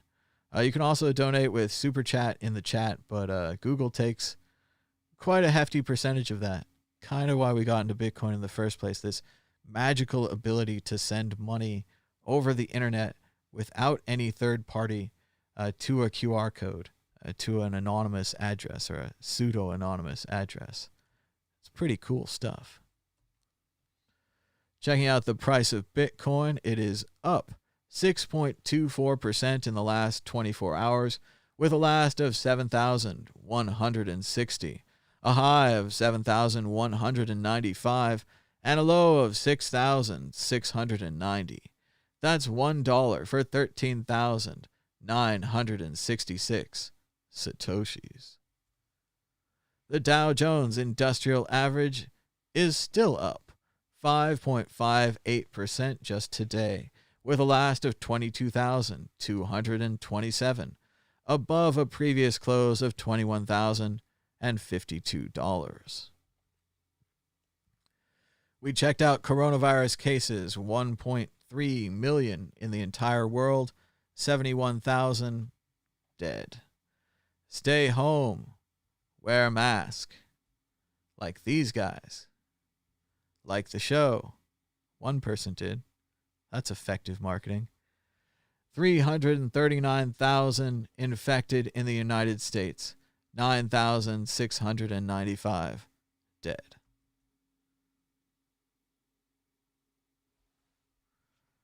We talked about Bitcoin news. People are excited about the stimulus. There is an infinite amount of cash at the Federal Reserve. An infinite amount of cash at the Federal Reserve. Might just be driving up the price of Bitcoin. Argo blockchain is mining Bitcoin no matter what, just banking the Bitcoin for later. Crypto, long and short, is Bitcoin more like gold or equities? Or could it be that Bitcoin is a brand new thing, not like any of those things? It's either zero or millions. We had to read a whole article to find that out. But at least Forbes got to run the most popular headline in Bitcoin, the price, the price, the price, and a big number. Will the price hit $70,000 before the halving?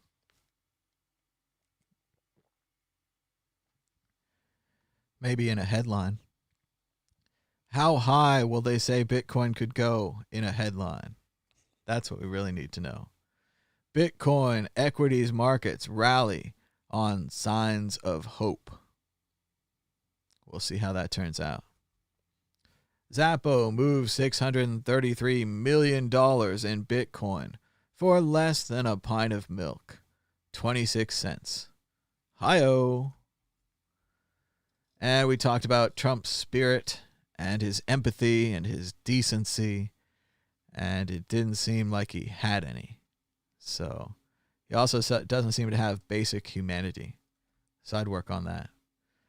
We talked about the news. We've looked at lots of stories. Even had DJing Pizza Cat. That's a strong gif. It even says run dog right there. Run dog. The Overton window has shifted. We must get ready for this new world of science fiction where fast food could give you a brutal and evil virus, where going to the movies or a concert could give you a brutal and evil virus, where even just going to work could give you a brutal and evil virus. Are we going to wear gloves all the time? Are we going to develop vaccines? Are we going to change the way our society works? Are we going to stop touching everything? I think handshakes are out. I'm not sure handshakes or kissing people hello is ever coming back. The window is shifting. Thanks so much to everybody for watching the show. I think we're going to head towards the end. Hopefully you all get a chance to watch Tiger King. Shout out to Norm in the chat. He was one of the early recommenders for Tiger King, but I think the whole country's watching it. I think people can't get enough of Tiger King. It's just crazy. They're out of control. It's a good distraction right now, which is what you need. We still have quite an audience still with us. Maybe we'll find something else to watch. Let's see. We have quite a lot of things you could watch here on the World Crypto Network that you might have not checked out. Let's see what we've got. Checking out the playlists. Playlists are a great place to go on YouTube, especially if you haven't been around a channel for very long. And if it's a channel like this that's existed for 6 years, there's generally a lot of stuff in the playlist. But let's see if we could watch something recent, or maybe let's watch a proof of work interview. I think that's going to be best. Let's see if we can get over to the playlist. Here we go on the right. You can just navigate through the playlist. You can pick any of the interviews you want to watch. It's pretty fun. And I think we're just going to go with the classic. We're going to choose good old Adam Back. See what's going on Good Adam morning, back. Bitcoin. My name is Thomas Hunt, and this is Proof of Work. Proof of Work is a show about the people behind Bitcoin and how they got here. Today we're joined by Adam Back from Blockstream. How's it going, Adam? Pretty good. We're at the conference here in Malta, Understanding Bitcoin conference, Yeah. on the third day, which is a kind of day where people are helping with configurations that they saw during the main conference on the first 2 days. So I've seen a lot of setups, people setting up the satellite node software, C-Lightning, Join Market software, Wasabi software, hardware wallets. There's many of the, a big turnout from the main conference came to the technical setup Nice. workshop too. And it's really good to have all these people together so they can meet in person and talk about things. I know the guys from Slush Pool and Trezor were excited to meet with Wasabi. And, they're different parts of the world, different countries, but you get them in the same room and you can really get something done and figure out what the right features are and what you need to do. So. Yeah, it's very cool. All right, well, we're going to start with everyone's favorite and most familiar question. What was your first computer? So it was a ZX81, which a Sinclair ZX81, which I think was sold as a Timex ZX something in other countries. But basically, it's a Z80 A 8-bit microprocessor with 1 kilobyte of base RAM and some ROM, and an optional memory expansion pack to a huge 16 kilobytes. And, it came with a basic interpreter in the ROM, and actually the Z80 CPU is kind of interesting because it has no multiply instruction. So you could only do addition and subtraction and and bitwise ands and ors and things like that. So you had to add the multiplication into the line of the code. You had to. Yeah, I mean, you have to write your own multiplier, basically. Yeah. So I know there was some kind of 3D flight simulator game, and there was some articles in technology magazines at the time that the guy had rewritten his multiply algorithm like dozens of times to try and make it just a little bit faster so that the animation would be smooth enough to be usable. Yeah.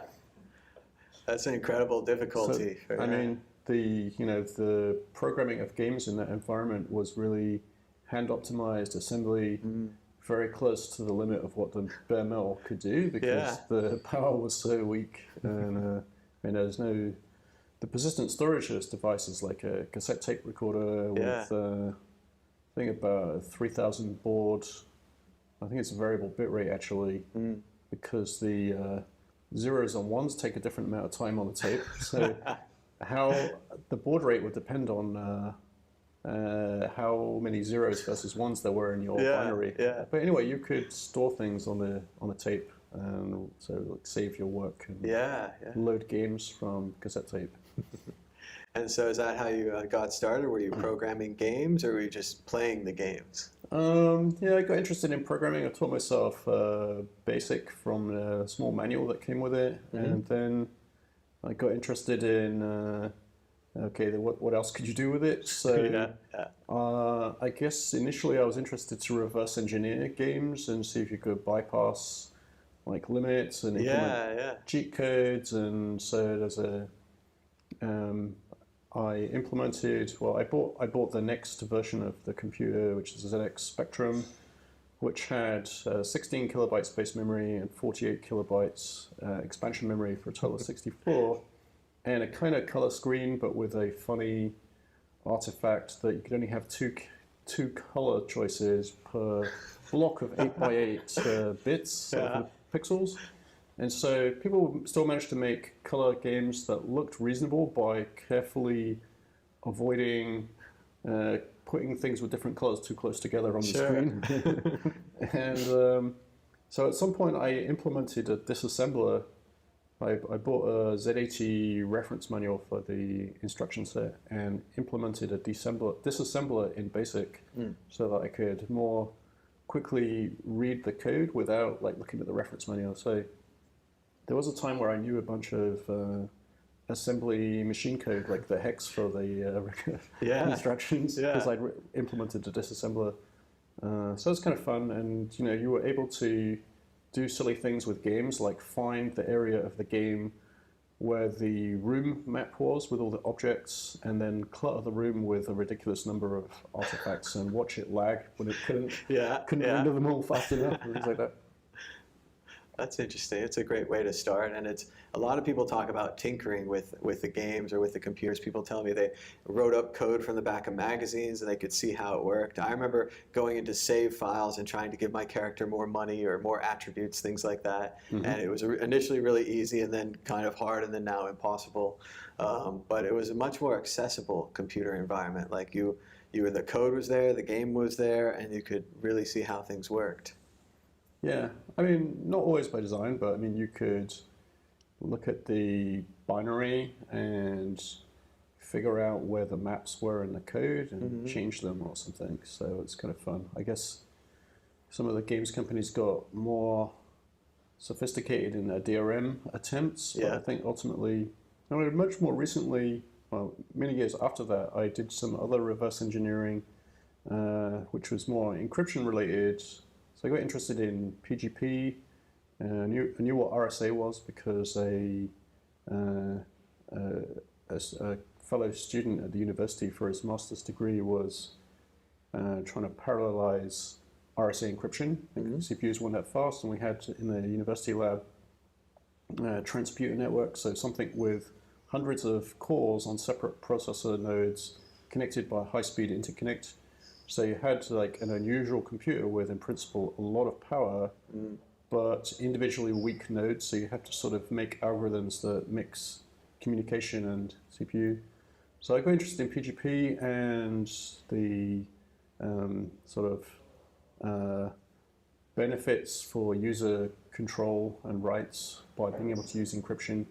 And so I was able to, there's a software package at the time called Lotus Notes, and it included encryption, but the story was that this encryption software is backdoored. So inside the software, so it would encrypt your messages with, I think it was a 128-bit key, but you knew that 88 of the bits were encrypted to a key that belonged to the NSA. Like the NSA had provided a public RSA key. Sure. And so they had preferential ability to decrypt it. So the remaining key strength after they had the ability to decrypt would be 40 bits, which they could brute force quite easily. Sure. So it occurred to me, this is quite interesting, that this piece of software had a public key that belonged to the NSA, obfuscated and inside the binary. So I resolved to find the public key. Yeah. So I got a copy of SoftICE, which is a reverse engineering tool, and I wasn't particularly experienced with reverse engineering on this architecture and this tool, but I managed to find the decryption key. It was like 3 a.m. by the time I finished, and I had like a green screen monitor and like green and black and a glass tube monitor, and the encryption key was formatted as an X509 certificate, so it had an organization name field and like a division or something. But anyway, the person that implemented this backdoor was obviously a programmer who didn't like fully agree with the idea of backdoors, because the organization was Minitruth, like the Ministry of Truth from Orwell, and the common name was Big Brother. And my goodness! So I got the so it was like a very surreal moment, because I was kind of half asleep,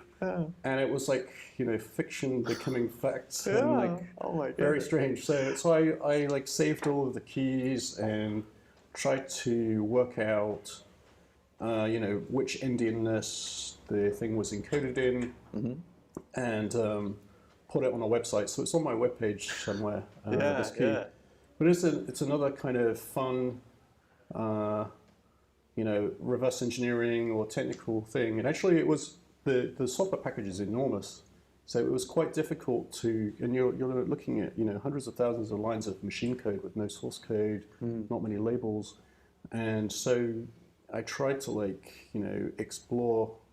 try to trigger the software to do the action of encrypting a message, and then like explore the call tree step, and it's taking a really long time. So finally what I've hit on the idea to just let it encrypt and then interrupt it, because the encryption is like quite CPU heavy. And sure enough, I popped up like much deeper in the call stack inside the encryption function. So then I was able to back out until I saw the public key on the stack. And you couldn't find that string by searching the binary, so it was kind of, you know, the programmer's protest Easter egg in there with the Ministry of Truth. Yeah. Was, you know, like obfuscated in the binary, so you couldn't find it. So that's fun. Yeah, that's a really amazing start and a great way to use your first computer. So did you continue with computers from then on, or did you drift away, maybe go into other fields for a while? Or? No, I stuck with computers. So, you know, there was no computer science at A-level. So in the UK, A-levels is like age 16 to 18. At that time, optional secondary education. And there was no computer science available at that level at the time in most A-level courses. So I did, you know, maths and physics and more maths and economics, but the college had a computer lab with some, I guess they were x86 based computers, and they had a Pascal compiler, so I taught myself Pascal in my spare time, and had some fun with that. And then, you know, I was able to apply for university, and there were starting to be computer science courses at that time, so I took computer science undergrad, and then I did a computer science PhD afterwards as well. So that was sort of the obvious choice for me, because I'd spent, you know, most of my free time learning about computers and assembly programming and reverse engineering and all kinds of fun things. Well, and you have the ability to do it as a hobby, so it'd be perfect as a work and something to continue, something that you love to do. So I mean, actually, my PhD was in distributed systems. So, you know, designing algorithms that do coordination or extract efficiency despite network latency. So, you know, so I'd actually coincidentally heard about some of Lamport's work, which is the guy that came up with the Byzantine generals problem and different. It's a kind of abstract statement for coordination problems in computer networks. So there was, and you know, so during my PhD, where I was, you know, doing work on compilers to make use of these parallel computers in a semi-automated way, I became interested in PGP and encryption, electronic cache, and remailers, and this area, and actually spent probably 2/3 of the time of my PhD sort of doing a side meander into encryption and everything related to that. So I actually, after I graduated, I spent most of my career in applied cryptography, like writing cryptographic libraries, designing and reviewing and breaking other people's cryptographic protocols as a consultant or in startups or bigger companies. So that's a kind of transition from distributed computing and algorithms for that into cryptography and applied cryptography. So one of the interesting things about Bitcoin is it kind of combines both, right? Because you've got the peer-to-peer networking, you've got the consensus algorithms that I was aware of from many years ago, and cryptography, which is what I was interested in mostly. So it seems you had almost the perfect background to go into Bitcoin and to be in this industry. And so I know you were working on Hashcash and you were on the cryptocurrency mailing list. What was it like when Bitcoin came along? Yeah, so I mean, actually, how I even came to create Hashcash was related to privacy technology, because I was running an anonymous remailer, which is a way for people to have privacy when they're sending email. And you know, one of the things that people were interested in was electronic cache to fund the network resources and servers that these kind of privacy services like Tor and anonymous remailers use, so that you get more users and provide better service and use the money to rent more servers, basically, or do more software development. And it wouldn't be possible to, you know, PayPal didn't exist at the time. It was difficult to get a credit card merchant payment account. And even if you could, it would break the privacy. Absolutely, yeah. What good is sending a private message if they trace it right back to your bank account? Exactly, yeah. So therein lies the problem. And so now the other problem was with the remailer. So people were interested in electronic cash, and there was a couple of previous systems. Most well known was David Chaum's system, and he had a company in the Netherlands called DigiCash, and they deployed a demo system that people could use. And actually, people tried to. They said that they would only issue 1 million units, and so people tried to bootstrap a value by selling T-shirts and things. So I participated in that a bit, and had probably have on a CD-ROM somewhere some backed up DigiCash coins from that activity, but they went bankrupt, and the double spend database is on a central server. So I presume that that equipment got thrown away as part of bankruptcy. So you couldn't prove whether your coin was spent or not. So the double spend database was gone. So a lot of people drew a lesson from that. Okay, if we really are interested to see an electronic cash system deployed, it has to be distributed. So there were discussions about maybe you could make a peer-to-peer network with broadcasts of double spend database. So these ideas were around in probably certainly after 97, maybe even before then. And so the other problem with the remailer was, other than not being able to, these services were funded by volunteers, was that people would spam through it, and it wasn't, commercial spam, like they weren't advertising, low click-through things like Viagra pills or something like that, but they were actually just sending like line noise, big random numbers, and we don't really know why, but they could post it to Usenet, which is a broadcast discussion forum, and use a lot of resources. And I think the people that were spamming were anti-privacy. I wanted to annoy the administrators of Usenet servers so that they would either block or push back against privacy. So I was sort of thinking, well, this is how do I combat this? And normally you can't. Normally, the way that people were dealing with spam, I mean, they were largely failing, but they would try to deter spam by blocking IP addresses that send a lot of spam or blocking individual email addresses. You can't do that with Remailer because you don't know who's sending it, and that's part of the design statement, right? So it got me to think, what is the real problem here? So the real problem is it's free. So I thought, well, we had the credit card conversation. Oh, that's not going to work. So, okay, maybe we can create a cost without receiving money, right? So then I was like, well, how can we create a cost? I was reading about hash collisions. I think Dan Bernstein had recently published something that was being discussed on the mailing list about the cost of making a hash collision with MD5, and one of the previous hash, this is before SHA-1, when SHA-1 was the new contender, and MD5 was having problems. So it got me to thinking that, well, if you could find a full hash collision, it would be phenomenally expensive, probably impossible for 100 years. But if you had it, you could give it to somebody and they could verify it in a fraction of a second.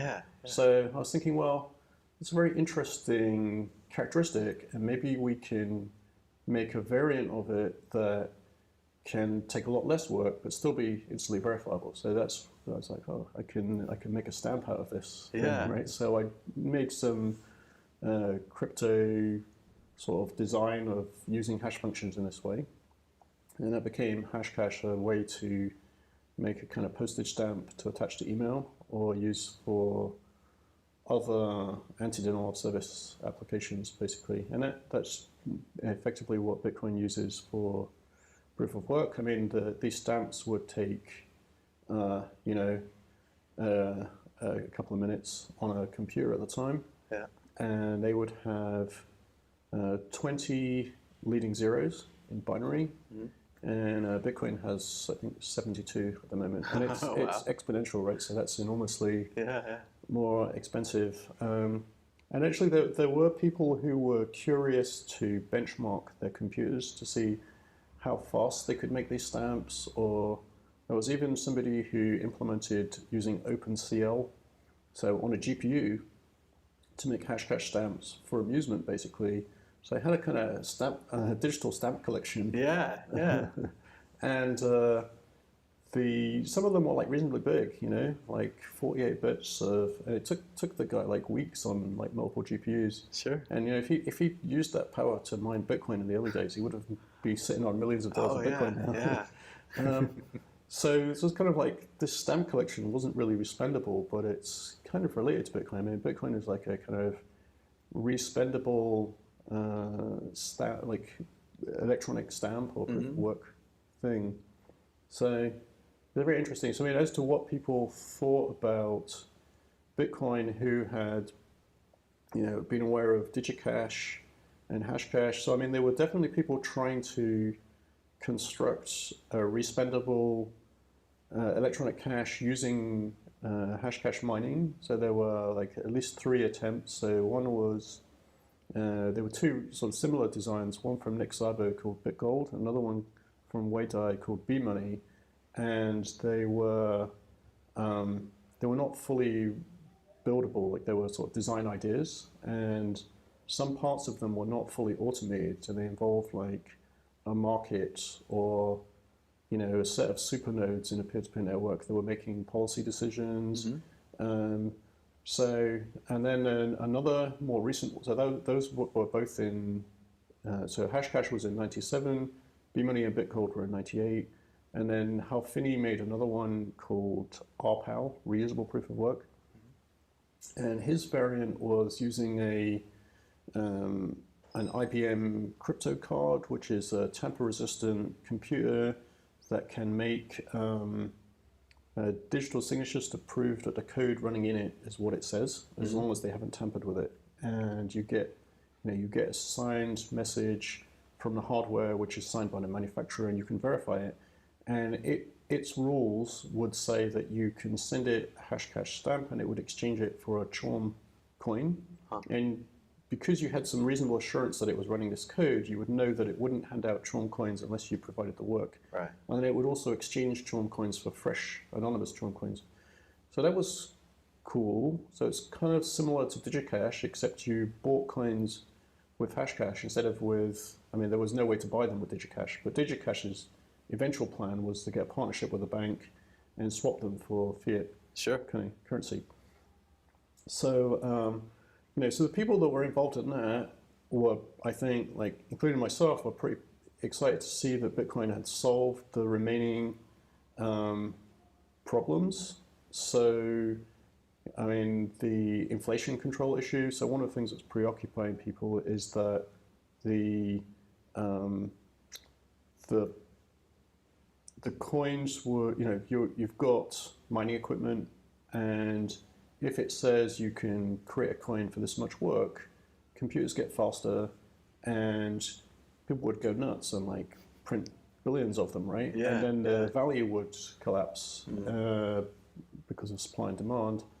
And so they were thinking it's going to be hyperinflationary. How do we control it? And nobody had a good answer for how to do that. And Bitcoin solves it in hindsight, a simple way, which is that it doesn't worry about the kind of stable price as such. It just makes a predictable, fully peer-to-peer verifiable rate of supply, and then the market and supply and demand takes care of the rest. So it's kind of interesting, a different way to look at it.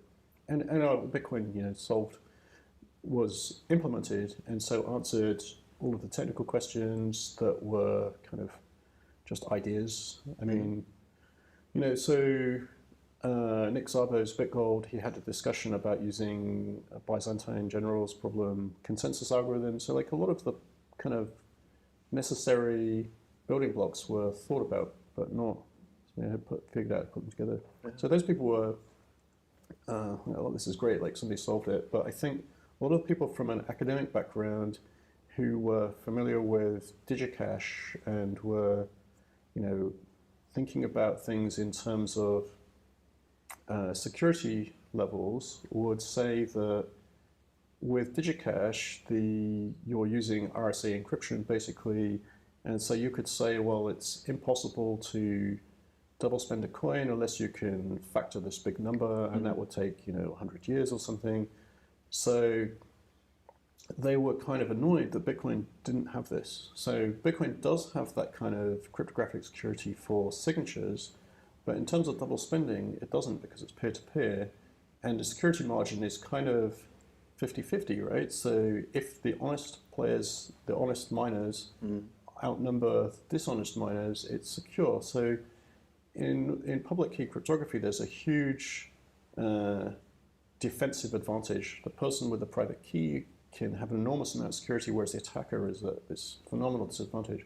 Whereas in Bitcoin, it's like neck and neck. It's like, you know, there's no amplified advantage. Yeah. So that was really it seemed like that was a hang-up for people from the cryptographic community. But, you know, it's the only way they would get this kind of security is by making an unstated assumption that, oh, you trust this server. And Bitcoin gets rid of the trusted server and it's distributed. And if it's not distributed, the DigiCash was a lesson to the people like Nick Szabo and Wei Dai and myself and others that you can't have a central server. So sometimes there's a disconnect between what academic people do and what applied people do. So they will make an unstated assumption or a real-world unrealistic assumption. So I think Bitcoin got looked at as, you know, a pragmatic solution, but it took the academics a while to come around to realize, oh, it's actually this is necessary, and then pile in and try to help optimize it. So you've seen a lot more academic interest in improving Bitcoin-related cryptography after a few years. Yeah, I know Peter Todd told me after he found it, he was really upset that he didn't think of it. He thought that he had all the pieces were right there, but then Satoshi brought the pieces together. And I could see how people would maybe even be a little like jealous or envious, or you have to like work through those feelings to like get back to the actual code and actually it does what it says it does. It solves the problem. Like you said, it's pragmatic. It might not be the most elegant solution, but if it works, it works. So. Yeah, I mean, I think that's almost a mistake that is a transferable, usable kind of design pattern, which is people sometimes think, okay, I can't deploy this because it's imperfect. So they get stuck on a drawing board and they will never find the perfect solution. Or maybe the perfect solution doesn't exist. Whereas if you deploy something which works, then you can improve it from there. And so, you know, I think there have been a few cases with some Bitcoin-related improvements that have been like that. So, yeah, I mean, that was what I thought, that, you know, okay, the privacy and fungibility isn't so good, but, you know, I'd spent like a lot of years working on cryptographic protocols and trying to, you know, reading and trying to improve on different electronic cache-related privacy technology. So I thought, oh, great, I can like try and improve it. So that's where I proposed confidential transactions, was like to try and improve Bitcoin's privacy and fungibility. So after you found Bitcoin and got into it, what led you to start a company or to become more involved in the space? Well, like everybody, I kind of, you know, I mean, well, I was already in a pretty excited state of mind with the, you know, privacy technology and electronic cache back in late 90s, early 2000s. So, you know, Bitcoin was a kind of return to that level of excitement, or even more, because it was actually deployed and realized, and there were much more people interested and excited at this time. So, yeah, I mean, I just got so interested in it that I couldn't really work on anything else, really. So I had to like leave what I was doing, and initially I was thinking, well, maybe I will do what I used to do quite a lot of, which is cryptographic protocol consulting, so I could do that for different Bitcoin startups. But when I got kind of more and more actively involved and was you know, discussing technical ideas with a number of Bitcoin protocol experts and developers, including sidechains, and we, you know,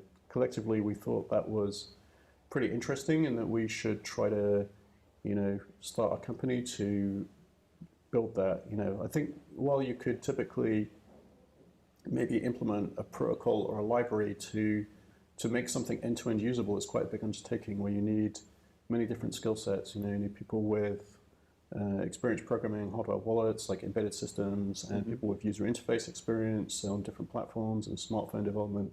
So, you know, while, you know, a couple of people with experience like writing Linux server software or library software can build the basics, it won't typically be used in practice unless you fill in all the parts. So that's where we thought, okay, really, we're going to need to do this as a company so we can hire people with diverse skill sets. So we started Blockstream. Yeah. That's pretty awesome. And what are you guys working on in the future? Is there anything you want to talk about now? I know that the Sidechains was recently released. Elements is coming on. Blockstream Green has a new wallet now. I just tried it out this morning. It's a nice and very clean interface. Seems good for new users. Is there anything you're working on in the future?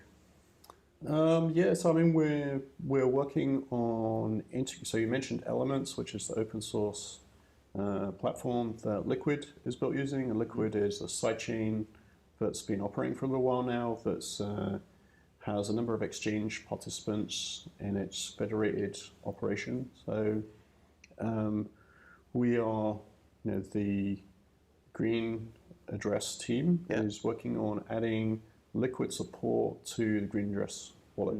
And so we will release an update that integrates Liquid so that you'll be able to use Bitcoin in it, or you'll be able to use Liquid Bitcoin or other Liquid assets for in the same wallet. And we're generally, increasing the tool set and usability around different use cases around Liquid, and working on improving the Blockstream satellites, bandwidth and ease of use, install, reliability, that kind of thing.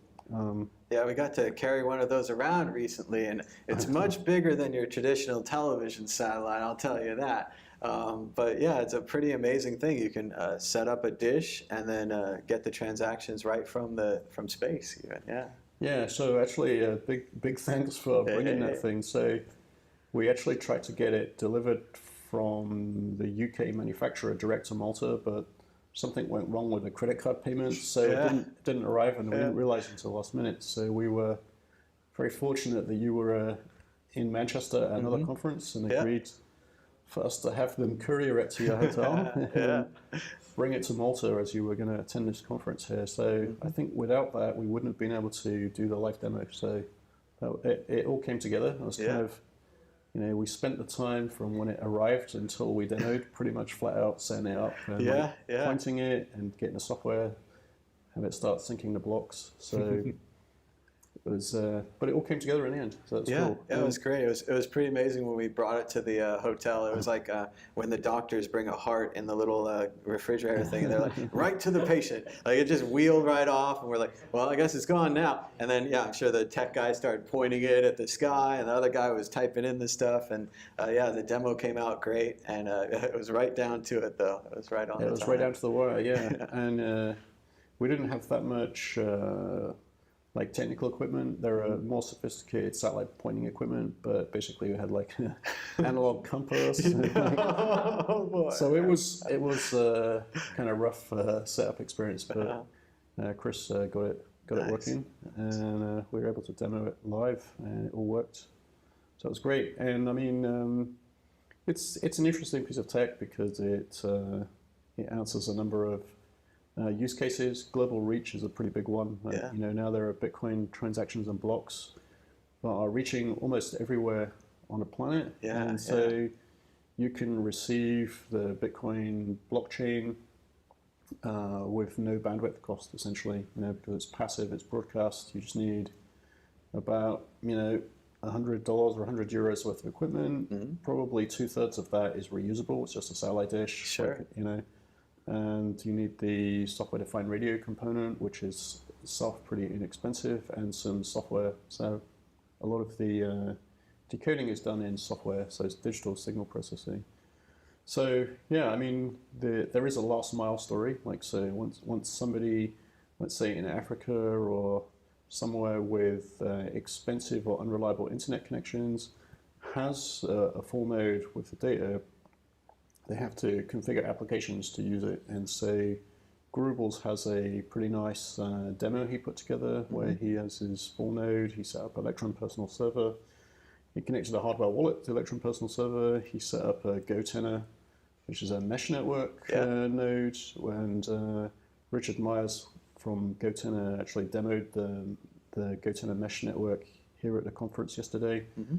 So he put the whole thing together and was able to basically receive transactions, securely create them with a hardware wallet, and broadcast them back to the satellite indirectly. So via GoTenna mesh, a few hops to the internet, onto the Bitcoin network, and then the satellite is connected to the Bitcoin fiber network, which is a kind of expedited way to transport blocks to miners, basically. So to reduce latency, the Bitcoin satellite uplinks are connected to fiber as well. So it's something that anybody can do. You know, if you want to get low latency access to Bitcoin blocks for some reason, you can connect yourself into the fiber network. So he would, you know, after some seconds, he would see his own transaction come back over the satellite. So it's pretty cool. Yeah, it's pretty amazing. He sent Bitcoin without being directly connected to the internet. That's pretty amazing. Yeah, I mean, it's you know, even other than the sort of emerging markets and global reach use case, it's also practically interesting and useful for people in countries with, you know, relatively inexpensive, high-speed internet that's reliable, because it's good for privacy and security that you can run a full node without advertising to peers on the Bitcoin network what your IP address is. There are people doing network analysis for risk management, and they tend, you know, we don't know exactly who is monitoring the Bitcoin network. There may be people with nefarious intent collecting information about which IP addresses originate like larger trading transactions. And so you could be exposing yourself to kind of risk that somebody would figure out, okay, this physical address over here seems to have a lot of Bitcoin in his trading, so let's go stake out his house and wait till he goes out and like, you know, try and pilfer it for USB keys or hardware. I think, you know, for privacy and security, it's pretty good. Now, you can achieve something similar by using Tor, so running a full node over Tor. Sure, but then you have to trust Tor, which is, of course, set up by the Navy. Well, yeah. I mean, it is a bit peer-to-peer, but it's, I think even with Tor, Bitcoin uses enough bandwidth that somebody could look at the envelope of bandwidth you're using and guess that you're using Bitcoin. Yeah. Now, nowadays, Bitcoin uses compact blocks, so it's broadcasting the transactions, and then it sends a kind of summary of which transactions are in the block. So the block is not as much of a bulge. But previous to compact blocks, you could pretty much tell it was Bitcoin because there'd be a big bulge go through. You see like transactions trickling in, and there'd be a big bulge in the connection, and you know, okay, that guy's using Bitcoin. There's a block that's just like, you know, flowing through the network. And there it goes. So, yeah, I mean, the satellite would not have that phenomenon because you're receiving the transaction, like the bulk data, in a completely passive way. The satellites that are sending the data are general TV and other industrial use case satellites. So, you know, you'd have a dish pointed at it, and somebody looking at your dish wouldn't know if you're watching satellite TV or receiving Bitcoin data. And you could even, you know, use a cable splitter and do both, actually. Nice, multi-use. Yeah, so... yeah, and then, you know, when you come to send a transaction, even if you're using an internet connection, the transaction is very small, so, you know, it would easily mix in a Tor connection with, you know, sending an email or visiting a web page or something, so it wouldn't really stand out so much in terms of bandwidth use. I mean, I guess it also saves you from, like, bandwidth caps, and, you know, if your connection is kind of medium band, Bitcoin could maybe be kind of annoying. It, like, slows down your frames per second in online gaming. Sure. Causes problems with your video stream or something. Yeah, you want to get that on a separate network. Yeah. Right, yeah. Yeah, it sounds really amazing, and I think it's going to be great for the rest of the world, too. We often think about how they're going to use Bitcoin in Africa or South America or somewhere where they might have no connection or not a good connection. And something like this opens up the options to them, and maybe even to, you know, kids learning about Bitcoin and hacking Bitcoin and having access to the network, whereas before they could just read about it, and it's just not as good. Yeah, I mean, I think also, you know, there has been, you know, in the last few years some debate about, you know, Bitcoin has many interesting properties, and different people are interested in it for different reasons, and yeah, there's no, every reason is legitimate, but if you know, if things get congested, people start to argue about that their use case that they like is more important than the other use case, and you know, there's competition for the space basically. So, one way of looking at it is, and Trace Mayer said this a few years ago, is, what feature of Bitcoin, if it was lost, if it didn't have this property anymore, would cause you to lose interest, kind of thing. So what's the differentiating property of Bitcoin, or why do you buy Bitcoin? He expressed it in a kind of financial way. Why do you buy or rent Bitcoin or something like that? Sure. So basically the idea that I think, if the Bitcoin network was down for maintenance today, which doesn't happen because it's like a Keeps distributed, running. like 99.999% uptime network, what would you still make the transaction? And if the answer is, I would wait, right? That means you have a requirement for Bitcoin, and you're using Bitcoin in a differentiated way. If you're like, without second thought, I would just go use some other payment, like I go use PayPal, use a credit card, or I use bank transfer, or pay in cash. Well, then you're not really financially or in a delivered value sense benefiting from Bitcoin. It's just, and there's some people who were very enthusiastic in the early days about Bitcoin being cheap. And, it turns out it's hard to keep that, that as a property when it gets very popular, because, if you push it very hard and you turn out all the parameters, it starts to lose other properties, and then you get into this debate. So, I think Lightning is pretty interesting because it gives some actual, unique advantages over on-chain Bitcoin in providing instant final transactions. The main chain Bitcoin is kind of not very final. If you accept a transaction, it's not confirmed. There's a fair chance that somebody was trying to, they could double spend you. Sure. But the thing with broadcasting Bitcoin transactions everywhere is we still need more layer 2 technology, more work on Lightning. Lightning has been growing extremely fast, double digits per week kind of growth rate in the number of channels and channel capacity. And it is a better experience because it's more instant, but it also has its limits, and people are already working on, L2, the ELL2. The kind of 1.5 Lightning with extra features, and so there's no shortage of sort of next step ideas. But I think it's kind of like what we were saying about of deploying a imperfect system and using that for inspiration for how to do the next scaling thing. So I think that by providing Bitcoin data everywhere at low cost, then we can see what ideas that creates and how developers in different countries, aware of their local communities, financial challenges,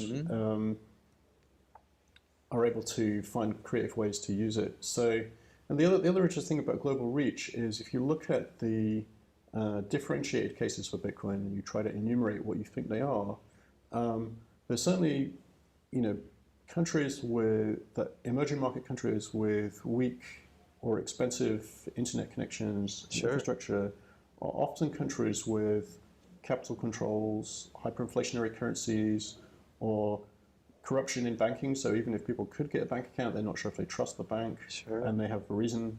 Or even controls on the internet, great firewalls, other things that would block your access or make it even impossible to use your local network connection for Bitcoin or for other PGP encryption, other activities that might be seen as the government as not acceptable. Yeah, so I think it's pretty interesting if you want to sort of maximize the delivery of Bitcoin value globally, to get the reach to people who benefit from, permissionlessness, the ability to be self-sovereign because there's nobody they can trust, right? And maybe they don't have government ID. It wouldn't be advisable to trust some other banks they would be potentially interacting with, or they don't have ID to create a bank account. You typically can't. Or they're too young even. A lot of people, young people, can't even have bank accounts. So. Right. So, and the point about, access to internet, so here in Malta, we're pretty close to Egypt, and there's a few years ago now where people were leaving Egypt, and some of them landed here in Malta, and during that political turmoil, they actually cut off everything. I mean, they cut off the internet connection, they disrupted the mobile phone networks, and people still need to transact, right? It's in a time of crisis, and presumably the Egyptian pound's exchange rate was in disarray as well, right? Sure. So, that's a time where you actually need access to internationally stable liquid money, and yet the internet infrastructure is disrupted. Right? Yeah, So the ability to continue to transact in that scenario is actually, like, that's a really good case for Bitcoin, actually, right? So, I think it's a way to focus on the differentiated value for Bitcoin. So, I mean, people with unstable fiat currencies have, see more value, more direct value to them in Bitcoin. You see people in Venezuela using Bitcoin for similar reasons. Sure. And that's why when I saw the Cyprus incident in 2013, I was so excited by Bitcoin, because while I don't think the Cyprus people were using it to avoid the capital controls, and they had a lot of foreign money in their banks and they decided to crack down on it, and maybe it was drug money or whatever, but they also froze all the ATMs. You could only get $100 a day.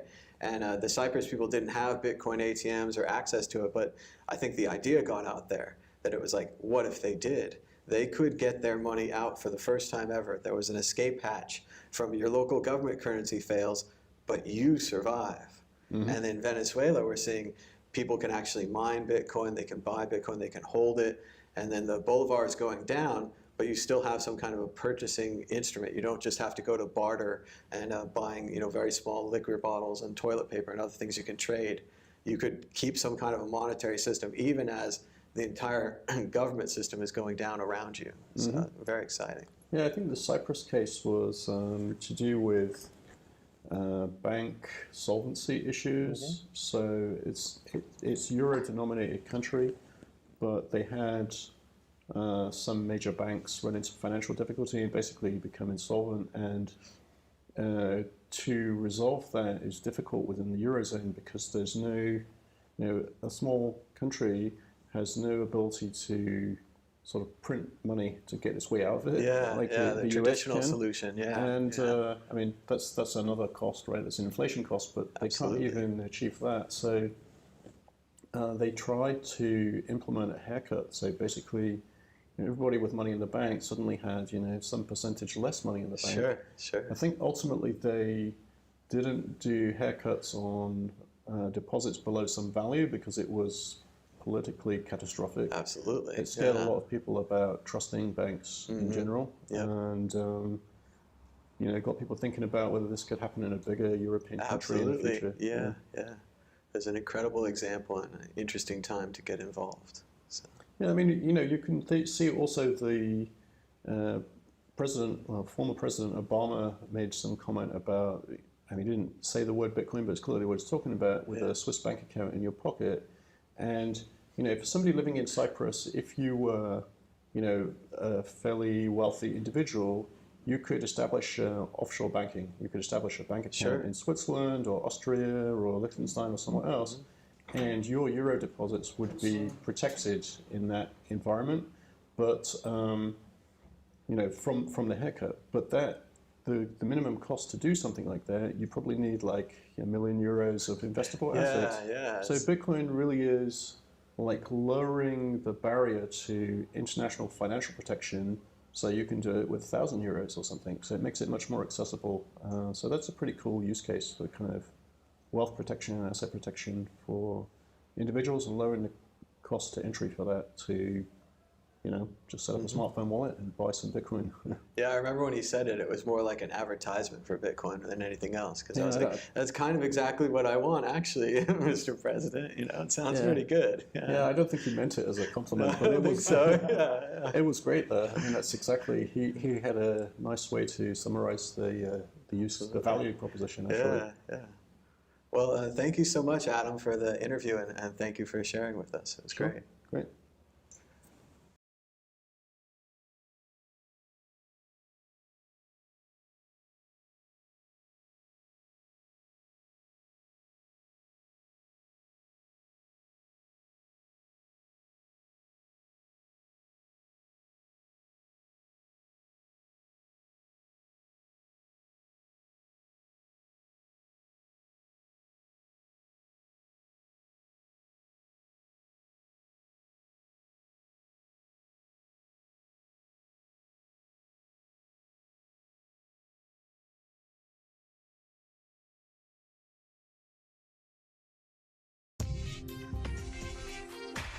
Good morning, Bitcoin.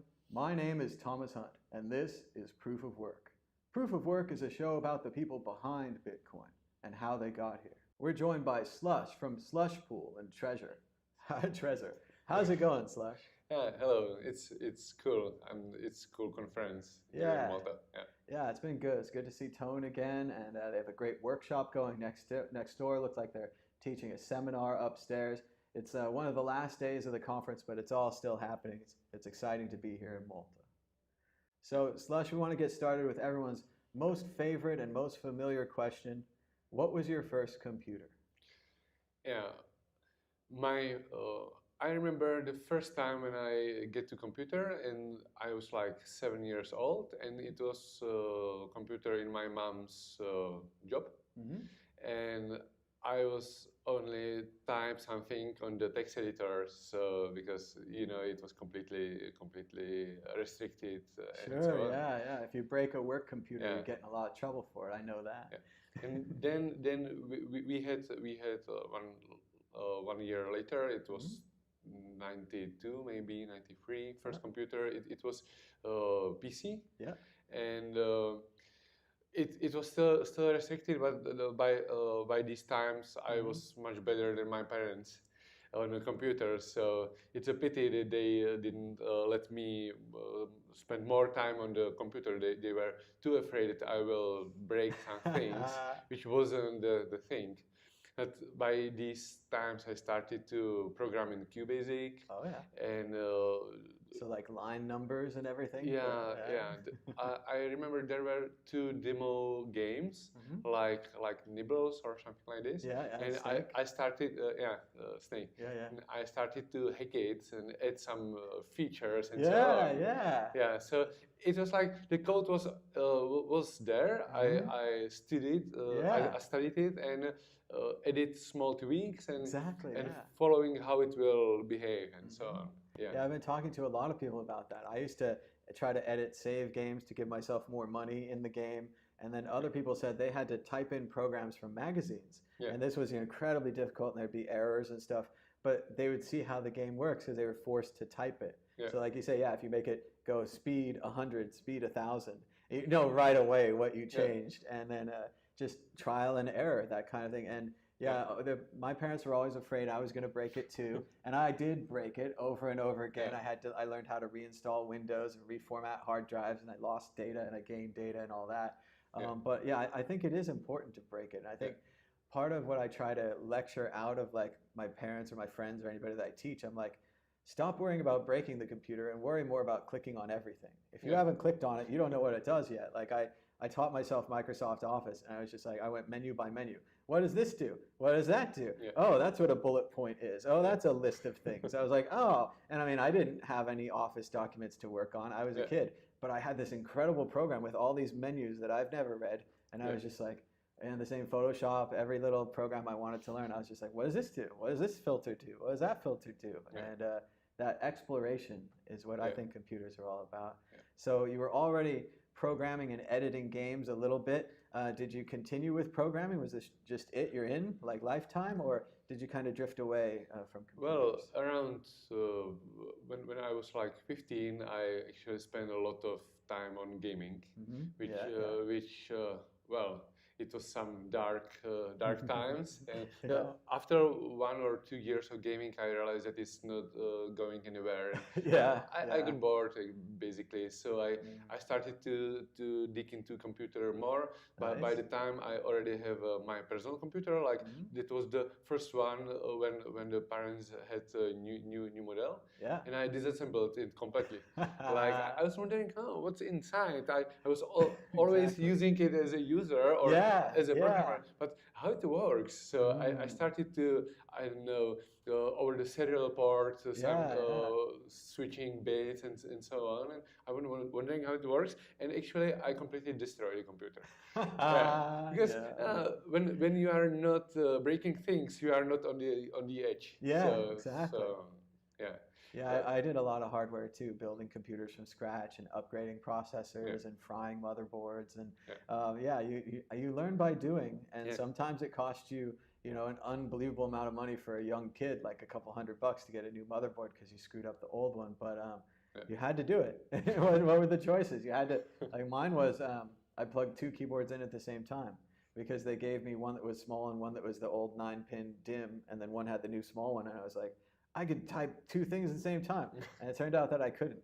And that was the end of that motherboard. And I complained to the store, this is junk, blah, blah, blah. And I got a refund or whatever. But I was a kid. What was I going to do? I needed a new motherboard. So yeah, that's great. So you started tinkering with the hardware. And then did you go on to study computers in school? Or?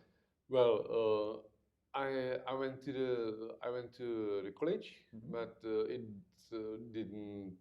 Well, I did just for diploma. I had a lot of different interests.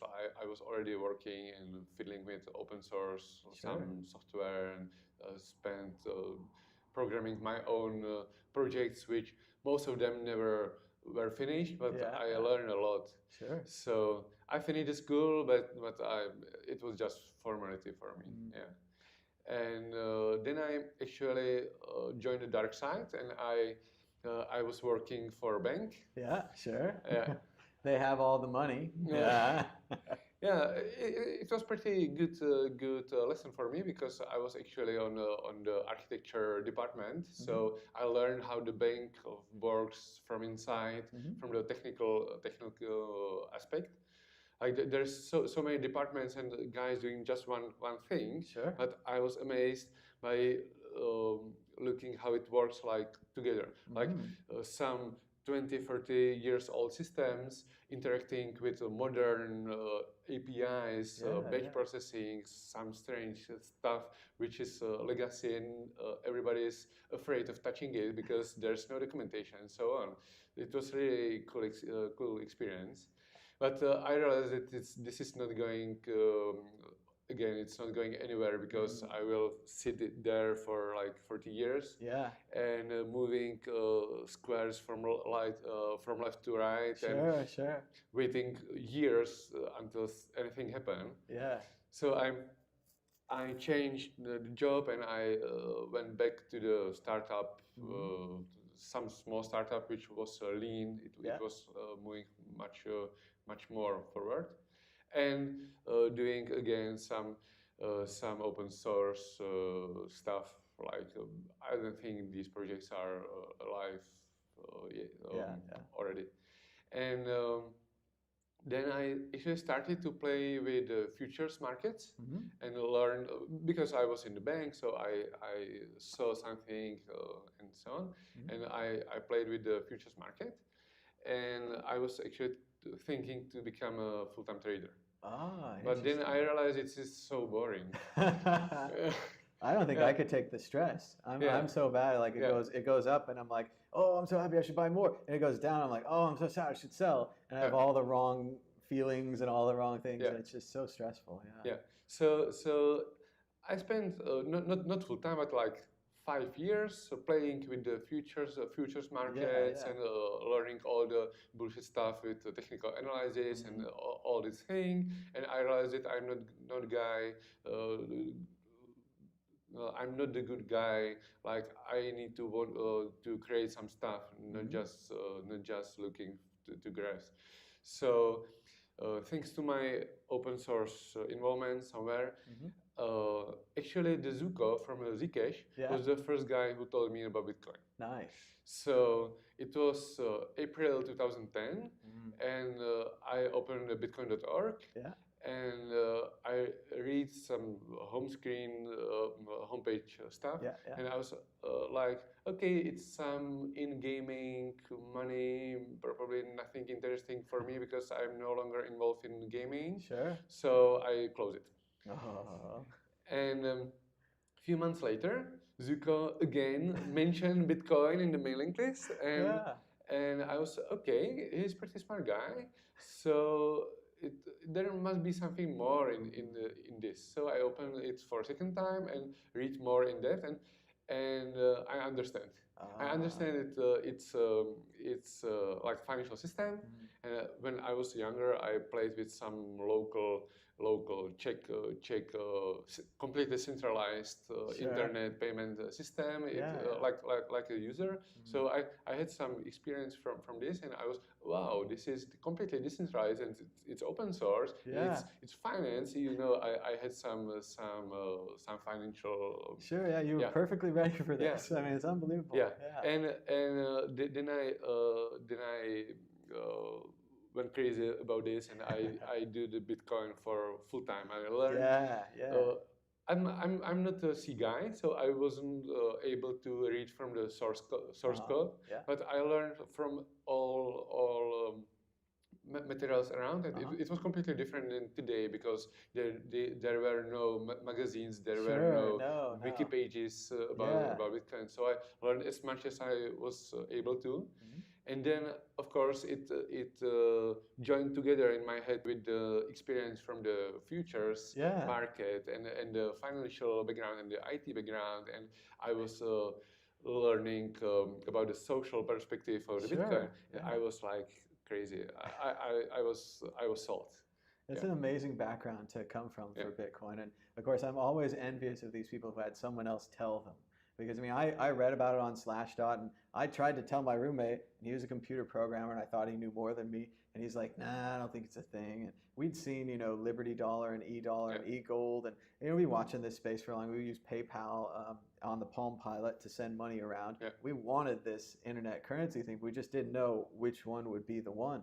So I forgot about it for a few years. But to have Zooko reminding you multiple times is just a great thing to have, and just a real service that he did by getting excited and telling other people, which is what I did later on. I got excited and told other people. But how did you go from tooling around with Bitcoin into starting Slush Pool and Trezor and these big businesses? Actually, the story was quite similar, because I'm not so much like a theory guy. I like to learn things, but I'm learning that to find out how to improve the stuff like for practical use. And when on the beginning with the Bitcoin, I wasn't mining actually. I didn't have any hardware. I had just laptop, and I tried mine once, and it doesn't work. It didn't. You don't get anything, right? I tried it mine. I don't get anything. It was actually, I was late to the party like 1 month, because it was just on the edge when GPU miners started to be a thing. So after studying all the stuff, I was like, maybe I should buy one GPU just to test it out, if it will work. To have the hands-on experience with the mining. So I get one card, and it really generates something. Every day there was a block back then. But the difficulty was ramping up. Absolutely. Every day, not every day, of course, but every difficulty adjustment was like to the moon. Absolutely. So I was thinking, okay, so I just bought the card, and I will throw it away in like 2 months. No. I had to find out how to stay in the game for longer time. So I was maybe I'm not mining one block per day anymore. So maybe we can join with guys on the Bitcoin Talk and mine somehow together to average out the earnings. And I wasn't actually the guy who came up with the specific the low share, low difficulty shares. But I opened the topic on the Bitcoin Talk, and everything is recorded there. It's funny stuff. If anybody is really interested in the history, everything is there. Everything is public. Awesome. All the messages with the other guys, thinking how it could work, and then I really don't know who came with the idea of low difficulty shares and validating this stuff on the server. But I was like, that's pretty good idea. Just try it on. And after 14 days, I had working prototype, and it worked. I was surprised myself. It's amazing. So I made some website around it, and I public it on Bitcoin Talk. Yeah. And I really didn't expect it will get so much traction. So it was completely non-profit. It was like I paid one VPS server and tried it out. Yeah. And in January, February 2011, it get traction, and actually botnets started to join. And I Isn't was that like, great? You build something nice, and then they just have to wreck it. yeah. And I was wondering, like, okay, so one VPS is not enough anymore because tons of zombies, ten thousands of zombies were connected to the pool trying to mine on the CPUs. So after 3 months, I decided to set a fee. Sure. So I basically create the whole industry, because then the competition came up, debate and BTC Guild pools came up, and it started. But it was took like 2 months to community for community to realize that this is really something useful, and there's no easy way to steal from them, because the pools actually quite well auditable. So it gets traction pretty fast. That's pretty amazing. It's a big part of Bitcoin history that we mine in pools now, and that you don't just go with one graphics card and get something or nothing. You get like a little share of something every day, and this allows you to actually build a business around, to get more graphics cards, or even get a whole like a server room full of miners, these kind of things. It escalates, and it's interesting to see how it starts. Just one person trying to mine, everybody talking about it on Bitcoin Talk, contributing, little pieces here and there, not even sure where the idea came from. Just that all together we were like, we can do this thing, and you set it up, and now we're doing this thing. Yeah, and the story continues, because in the peak I had around 30% of Bitcoin hash rate on a pool. And fur coats and diamond necklaces, rolling around in Bentleys. But actually it started to get to worry me, because I was alone.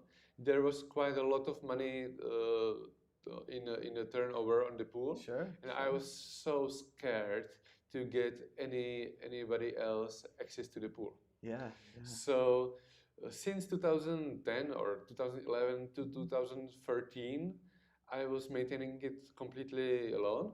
Well, there was one guy helping me with some stuff. By the time he built some trust for me, but he didn't understand it too well. So I was mostly alone on this. And back then it was Wild West, like DDoS attacks, zombie nets, hackers. Now, well, I survived. So which is something. It's quite something. It's like interesting memory to tell in the interview. But back then, I was really exhausted from this. Oh, I'm sure. Staying up all night, or it beeps and it's getting hacked. You have to wake up in the middle of the night. Actually, I lost most of my friends. Because every time they told me, go to the pub with us, I was wearing my notebook, and of course every time I was sitting with my friends, the SMS came from the monitoring, and sorry guys, don't take it personally, but I really have to go. That's the dedication that leads you to where you are now. I mean, you have to be that into it. I mean, I know I was like reading about it all the time, and you get a message, you read about it all the time, and you do kind of drive your friends crazy. I told them all to buy it and then to get into it, and then they didn't, and I was bummed out, and I was like, what can I do differently? So then I told the internet about it, and then now it's a different group, but we're all way into it.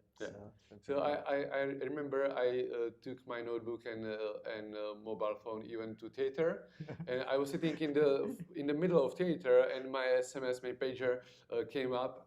So I to my girlfriend, I said, sorry, I have to leave. So during the theater, I went out, and in the lobby I was waiting. fucking hackers. Yeah. And after 2 years and 2.5 years, my social life was gone. I was like, friends stopped to invite me anywhere. My girlfriend was like, oh, this is not going to be funny anymore because you are really a zombie. Yeah. So I was like, I have to change something. Yeah. So I contacted my old friend. He's currently CTO of Slashpool. Yeah. And I told him all the story. Like it's like it was really good business, but most of the people were like the Bitcoin was really small, still small. Sure. So nobody was able, or nobody was really into like, okay, so I'm going to exit my job and I'm helping with you with this. It was a big risk to give up that security for this unknown Bitcoin thing. Yeah. So it took me like one year to convince him to join the project, especially when he saw that I am all the time. That's gonna be him. That'll be me. Yeah. So in 2012, I think 2014, he and his colleague entered into the pool, and they started to professionalize it. They were not alone anymore. Like I was doing everything: research, development, testing, customer support, operation. That's right. Everything. So now the Slashpool is like 30 people. Yeah, it's awesome. So take the pressure off you. You get to go to movies now. You know, you can go out to the pub and dinner and anything. Yeah, that's awesome, man. Yeah. And that's really like, a lot of people talk about that, about being the startup CEO, and they talk a big talk. They're like, yeah, you should spend a couple days in support and spend a couple days in this, but you really did all the job yourself for multiple years. And people are like, why is my business not successful? It's like, maybe you're not willing to do that. You know, you need to be more dedicated, like laptop everywhere if you want to succeed. So you really had the drive, man, to not just make a mining pool, but then to keep it and then to make it successful. Yeah. So that's really awesome that you pulled it through. And then, I don't know, you founded Trezor and stuff, but what are you working on today? Is there anything you want to tell the people, like, you know, no secrets or anything, but what's going on in the future, or just new things you're working on today? Yeah, so today I'm full-time on Trezor. I'm CEO of Satoshi Labs, which is developing the Trezor. And it is basically the project I was starting just after I leave the pool. Yeah. Because I had to change the topic, because I need some rest from the pool. Yeah. And I met Stig, who is the CTO of the Trezor, and I'm doing it since 2000. Well, the idea came with in 2011, basically, but we started to work full-time 2012, and we incorporated Satoshi Labs in 2013, when we already started the production, so we need some company, and because of the export and shipping and so on. So we started the company, and I'm working on this full-time since then. And this is a slightly different company, because you actually have to make a physical thing. It's a Trezor wallet. It's not just a pool like software, and you can kind of control that, but you know, it has to have a little case, it has a chip inside, a little screen. It's a very complicated little project. So the original idea was that we will be done like in 6 months, and because we were software guys and really naive, we are really naive software guys. Since then, I understand why so many Kickstarter projects fail. Sure. Because we started to dig into the production and digging into all the process like the manufacturing and even exporting around the world. It was like a nightmare.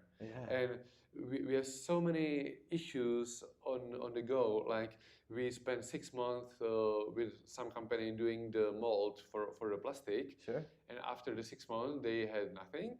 We spent mostly all the money on it. And they were, so we are sorry.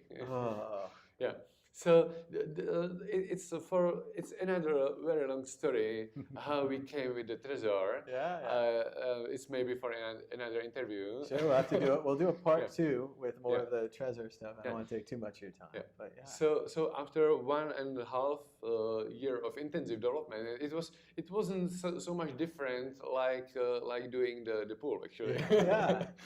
But you seem to get really intensely into these projects. I'm saying you get intense into it, you go for it, and then you get kind of bored. Your next project. And it's a really good way to be, I think. But the reason why I didn't collapse back then is because I was under the stress, even with the Slash Pool and even with the Trezor. But with the Trezor, it was quite different because in the Slash Pool, I had financial responsibility for the money in the system. And with the Trezor, in the beginning, it was like a startup, and we were wondering how it will work. We learned a lot of stuff from the manufacturing and so on. But since we ship it, until we ship it, there wasn't any real responsibility for some big pile of money. So and then there was tons of responsibility. I got my money on a Trezor. He's got his money on a Trezor. We're counting on you, man. No pressure, no pressure. But when I go to the box, I hope there's a little bit of money there. But but my experience from the pool learned me that I'm not ever going custodial services. Yes.